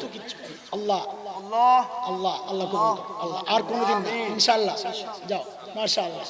আর কোনোদিন দাড়িতে হাত না, তুমি তো ওঠে নাই, মাশাআল্লাহ। যাও, মারহাবা মারহাবা মারহাবা, আলাইকুম আসসালাম। কোনোদিন নবীর কলিজার ডাক দিব না, ইনশাআল্লাহ। বলো ইনশাআল্লাহ। যাও যাও, মাশাআল্লাহ। আসো, আলহামদুলিল্লাহ। এই দেখছেন পাইয়ে গেছে, আর কাটবো না, ইনশাআল্লাহ ইনশাআল্লাহ। আসো, আল্লাহু আকবার বলেন না, আল্লাহু আকবার। মাশাআল্লাহ, আল্লাহ কবুল করুন। যাও, খেয়াল করে স্মার্ট সাজো, দাড়ি কাইটা। আরে নবীর চেয়ে স্মার্ট পুরুষ আল্লাহ কাউকে বানান নাই। নবী এত সুন্দর ছিলেন কারণ নবী প্রতিদিন 3 বার শেভ করতেন, সকালে, দুপুরে, রাতে। কথা কয় না? নবী 3 বার দাড়ি কাটতেন। দাড়ি রাইখা সুন্দর ছিলেন না দাড়ি কাইটা? তো তোমারে কে বললো দাড়ি কাটলে সুন্দর দেখা যায়? শয়তানের একটা চ্যালেঞ্জ আছে, ওয়ালা আমুরান্নাহুম ফালা ইউগাইয়িরুন্না খালকাল্লাহ। আল্লাহ আমার চ্যালেঞ্জ, আমি আপনার বান্দারে হুকুম করব এরা যেন সৃষ্টির পরিবর্তন করে। এটা সৃষ্টির পরিবর্তন। তোমার দাড়ি কাইটা তোমার চেহারারে মাইয়ের চেহারা বানায় দিছে। খবর আছে তোমার? এক পিচ্চি চিৎকার করে করে কাঁদতেছে। এক বড় দাড়িওয়ালা হুজুর গেছে কল্লইতে, পিচ্চি হুজুরে দেইকা দিছে আরো জোরে চিৎকার। পাশে এক লোক ছিল দাড়ি ছাড়া, হ্যাঁ সুযোগটা কাজে লাগাইছে। হুজুর দেখতে পারে না, হুজুর দেখলেন তো জঙ্গি করে দেখলেও পিচ্চিরা ভয় পায়। হ্যাঁ যায় কোল লইছে, পিচ্চি থাইমা গেছে। দেখলেন আমার কোলে এসে পিচ্চি কান্না থামাইয়া দিছে। হুজুর কি আর কম চালাক?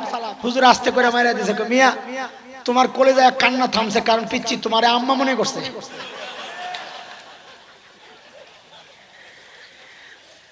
আহারে আমার নবী কত সুন্দর ছিলেন। কবি হাসান ইবনে সাবিত, আহারে নবীর শান কোনটা তুইয়া কোনটা বলবো। কবি হাসান ইবনে সাবিত নবীর শান লেখছেন কবিতায়, ওয়া আহসানু মিনকা লাম তারা কাত্তু আইনি ওয়া আজমালু মিনকা লাম তালিদিন নিসা খুলিকতা মুবাররাআম মিন কুল্লি আইবিন কাআন্নাকা ক্বাদ খুলিকতা কামা তাশা। ওগো নবী, আপনার চেয়ে সুন্দর এই চোখ কোনোদিন কাউকে দেখে নাই। আপনার চেয়ে সুন্দর কোনো মা কাউকে জন্ম দেন নাই। আপনাকে দেখলে মনে হয় আল্লাহ আপনাকে সমস্ত ত্রুটি মুক্ত করে আপনার চাওয়া অনুযায়ী দুনিয়ায় পাঠাইছে। আমার নবী এত সুন্দর ছিল। এরে দোস্ত, দাড়ি কেন কাটবা?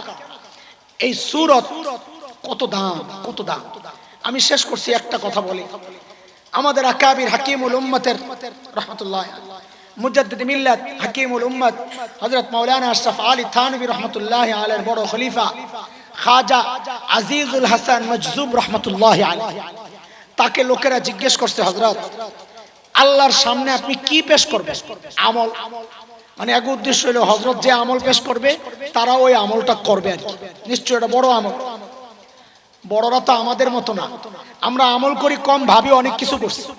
বড়রা আমল করতেন অনেক আর ভাবতেন কিছুই করি নাই।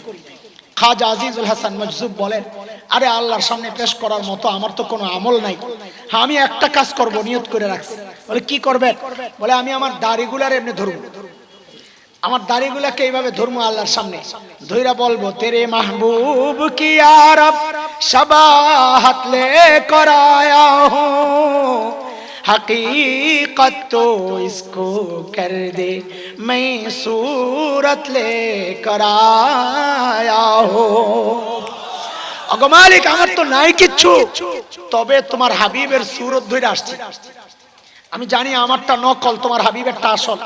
আমি চাই আমারটারও আসল হিসাবে তুমি কবুল করে আমারে ছাইড়া দাও। আরে ভাই সুরতের বড় দাম। এক মা তার মৃত সন্তানের ছবি চুমু খায়, গলায় লাগায়, চোখে লাগায়। তা একজন বলে এই ছবি দেখা দেখা কষ্ট বাড়াইতেছেন কেন, ছবিটারে পড়ে। মা বলে কি, আরে আমার কলিজার ধনের ছবিটা আমি পড়তে পারবো না। এরে দোস্ত, সন্তানের মতো দেখতে মা ওই সন্তানের ছবিকে পড়াইতে রাজি না। আল্লাহ তাআলা মা সন্তানকে যতটা মহব্বত করে, আল্লাহ তার নবীকে তার চেয়ে হাজার কোটি গুণ বেশি মহব্বত করেন।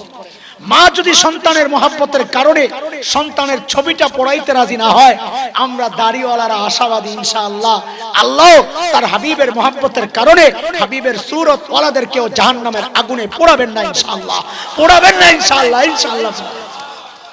এইবার বলো আরো কে কে দাঁড়াও? এতক্ষণ তো বুঝান ছাড়া দাঁড়াইছো, এইবার দাঁড়াও। হ্যাঁ হাত তুলছেন, দাঁড়ান না, শরমের কি আছে? এটা তো গর্ব আপনার তো আছে, মাশাআল্লাহ। আসেন না, আসেন না, জিব্বায় কামড় দেয়। আর এটা তো গর্ব, গর্ব। আমি তওবা করছি মিয়া, এটা তো তওবা, এটাই তো প্রকৃত তওবা। আরে ভাই, নবীর সুরত ওয়ালা আরো কিছু বান্দা দাঁড়াও না, আরে যুবক দাঁড়াও না। আল্লাহু আকবার, আল্লাহু আকবার।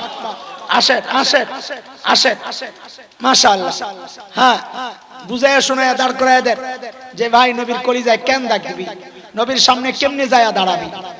হ্যাঁ, নবীর শান আর মান আর সাল্লাল্লাহ পড়তে বড় মজা লাগে, দাড়ি রাখতে কষ্ট লাগে। ইনশাআল্লাহ ইনশাআল্লাহ, মাশাআল্লাহ। সাল্লাল্লাহর জিলাপি বড় মজা, দাড়ি রাখা কঠিন না। হায় রে আশিকে রাসূল, হ্যাঁ এটা নিয়ে আশিকে রাসূল। কল্লা দিতে রাজি। আরে বেটা তুই তোর সাপাড়াই নবীর জন্য দিতে পারলি না, কল্লা দিবি কেমনে? কল্লা দিয়ে তো নবীর জন্য, তুই কল্লা তো দিবি না, মিথ্যা কথা, সাপাবাজি, সাপাবাজি। বলে প্রমাণ, কল্লার উপরের চামড়ার জায়গাটাই তো দিতে পারলি না নবীরে, যে নেন আপনি আপনার সুন্নতের গাছটা এনে লাগান, আমার জমিনটা দিয়ে দিলাম। জমিনটাই তো দিতে পারলি না, তুই কল্লা দিবি কেমনে? আজাইরা কথাবার্তা, সব ধোঁকাবাজি, জিলাপি খাওয়ার ধান্দা। আল্লাহ তাআলা আমাদেরকে সুন্নতের জীবন দান করে, এটাই শ্রেষ্ঠ জীবন, মনে রাখেন। এই নবীর শান আর মান বলার মাকসাদ কি? মাকসাদ হচ্ছে আমরা যেন উৎসাহিত হই যে আমরা ঠকি নাই, আল্লাহ আমাদেরকে সবচাইতে বড় নিয়ামত দিয়া দুনিয়ায় পাঠাইছেন। লাকাদ মান্নাল্লাহু আলাল মুমিনিনা ইয বাআসা ফীহিম রাসূলা। আয়াত শুরুতে তিলাওয়াত করেছিলাম, আল্লাহ বলছেন, ওরে বান্দা, আমি আমার রাসূলকে তোমাদের রাসূল বানায়া পাঠাইয়া আমি তোমাদের উপর অন্যতম শ্রেষ্ঠ নিয়ামতটা দান করেছি। যে আল্লাহ এই নিয়ামতে আমাদেরকে ধন্য করলেন, ওই মালিকের শুকরিয়া আদায় করি, বলি আলহামদুলিল্লাহ। আল্লাহ তাআলা এই পুকুরিয়ার কি বলে, পুকুরিয়া তো না, বাঁশখালী ইসলামী যুব কাফেলা মহানবী সাল্লাল্লাহু আলাইহি ওয়াসাল্লামের পবিত্র সিরাত আলোচনা উপলক্ষে আজকের যে শান রিসালাত সম্মেলন, আল্লাহ এই সম্মেলনের উসিলায় গোটা এলাকায় সুন্নতের নূর চমকায়া দেন। গোটা এলাকা থেকে বিদআতকে আল্লাহ মাটি চাপা দিয়ে দেন, শিরকের কবর রচনা করে দেন। আল্লাহ তাআলা যে সংগঠনের পক্ষে আয়োজন, আল্লাহ এই সংগঠনকে দ্বীনের জন্য কবুল করেন, আরো অনেক বড় বড় খিদমত আঞ্জাম দেওয়ার তৌফিক দান করেন, আমিন। ওয়া আখিরু দাওয়ানা আলহামদুলিল্লাহি রাব্বিল আলামিন। সুবহানাল্লাহি বিহামদিহি, সুবহানাকাল্লাহুম্মা বিহামদিকা আশহাদু আল লা ইলাহা ইল্লা আনতা, আল্লাহুম্মা সাল্লি আলা সাইয়্যিদিনা মুহাম্মাদিন আবদিকা ওয়া রাসূলিক। وصل على المؤمنين والمؤمنات والمسلمين والمسلمات. ربنا ظلمنا أنفسنا وإن لم تغفر لنا وترحمنا لنكونن من الخاسرين. আয় রব্বুল আলামিন, লম্বা সময় আপনার হাবিবের সিরাত নিয়ে আলোচনা করেছি, কোরআনুল কারীমের তিলাওয়াত করেছি, দুরুদ ও সালাম পাঠ করেছি। মালিক, আমরা জানি আমাদের আমলগুলো ত্রুটি মুক্ত নয়। আল্লাহ, আপনার গফফার গুণের ওসিলায় ভুলগুলো ক্ষমা করে আমলগুলোকে কবুল ও মঞ্জুর করে নেন রব্বুল আলামিন। আল্লাহ, কোটি কোটি গুণ সওয়াব বাড়াইয়া এই আমলের ওসিলায় আমাদের দাদা দাদি, নানা নানি, শ্বশুর শাশুড়ি, আত্মীয় স্বজন, পাড়া প্রতিবেশী, ভাই ব্রাদার, ঈমান সহ আল্লাহ যারা কবরবাসী হয়েছেন, মালিক আল্লাহ প্রত্যেকের কবরকে জান্নাতের টুকরা বানায় দেন। আল্লাহ, খাস করে আমাদের যাদের মা নাই, বাবা নাই, আল্লাহ কবরে কি অবস্থায় আছেন জানি না মালিক। আল্লাহ, আমাদের প্রত্যেকের মা বাবার কবরগুলোকে জান্নাতের টুকরা বানায় দেন। আল্লাহ, আল্লাহ যারা বেঁচে আছেন আল্লাহ সবাইকে আপনি সুস্থতার নিয়ামত দিয়ে দেন, ঈমানি জিন্দেগি দান করেন। আল্লাহ, আমাদের সন্তানদেরকে নেককার মুত্তাকি বানায়া দেন। আল্লাহ, সমস্ত রোগ বালা মুসিবত থেকে আপনি হেফাজত করেন। সমস্ত ফিতনা, বিশেষ করে দাজ্জালি ফিতনা থেকে আমাদের সন্তান, আমাদের পরিবার, আমাদের সমাজকে আপনি হেফাজত করেন। আল্লাহ মাওলা করিম, এই সুন্দর আয়োজনে অর্থ দিয়ে, সময় দিয়ে, শ্রম দিয়ে, পরামর্শ দিয়ে যারা সহযোগিতা করেছেন আল্লাহ প্রত্যেকের এই সহযোগিতাকে নাজাতের জরিয়া বানায় দেন। আল্লাহ মাওলা করিম, আল্লাহ আমরা যারা হাত উঠাইছি মালিক, অনেকে অসুস্থ দোয়া চেয়েছেন। আল্লাহ, আমি নিজে অসুস্থ, আমাদের সভাপতি সাহেব থাকার কথা, হযরত থাকতে পারেন নাই, অসুস্থ। মালিক আয় আল্লাহ, আল্লামা শাহ আহমদ হাসান দামাত বারাকাতুহুল আলিয়া সহ আল্লাহ যারাই অসুস্থ আছেন মালিক, সবাইকে আপনি সুস্থতার নিয়ামত দিয়ে দেন। আল্লাহ, আল্লাহ যারা ঋণগ্রস্ত, ঋণ থেকে মুক্তি দিয়ে দেন। আল্লাহ, অভাবী মানুষের অভাব দূর করে দেন। আল্লাহ, কৃষকের ফসলে বরকত দিয়ে দেন, ব্যবসায়ী ভাইদের ব্যবসায়ে বরকত দিয়ে দেন, বেকার ভাইদের কাজের ব্যবস্থা আপনি করে দেন। আল্লাহ, আল্লাহ বাকি জীবন গুনাহমুক্ত থাকার তৌফিক দেন। আয় আল্লাহ, জীবনের গুনাহগুলো মাফ করে দেন। বাকি জীবনকে আল্লাহ, সারা জীবনকে আপনি সুন্নত দ্বারা সাজানোর তৌফিক দিয়ে দেন। আল্লাহ মাওলা কারীম, এই সিরাত সম্মেলনকে, এই শানে রিসালাত সম্মেলনকে আপনি কবুল করেন। সম্মেলনের উসিলায় গোটা এলাকায় হেদায়েতের নূর, সুন্নতের নূর আপনি চমকায় দেন। আল্লাহ, শিরিক বিদআতকে আল্লাহ মাটি চাপা দিয়ে দেন। মালিক মাওলা কারীম, আয় আল্লাহ গোটা এলাকার মানুষগুলোকে আল্লাহ আপনি হেদায়েত নসিব করেন। আল্লাহ, দিনদার মুত্তাকি বানায় দেন। আল্লাহ, উলামায়ে কেরামকে মহব্বত করনে ওয়ালা বানায় দেন। আল্লাহ মাওলা কারীম, আয় আল্লাহ আমরা যারা হাত উঠাইছি মালিক, কার কি আরজি আমি জানি না। আল্লাহ, প্রত্যেকের দিলের নেক আরজিগুলো আপনি পুরা করে দেন। আল্লাহ, সাল্লাল্লাহু আলা সাইয়্যিদি ওয়া আলিহি ওয়া সাহবিহি আজমাইন। সুবহান রাব্বিকা রাব্বিল ইজ্জাতি আম্মা ইয়াসিফুন ওয়া সালামুন আলাল মুরসালিন ওয়ালহামদুলিল্লাহি রাব্বিল আলামিন।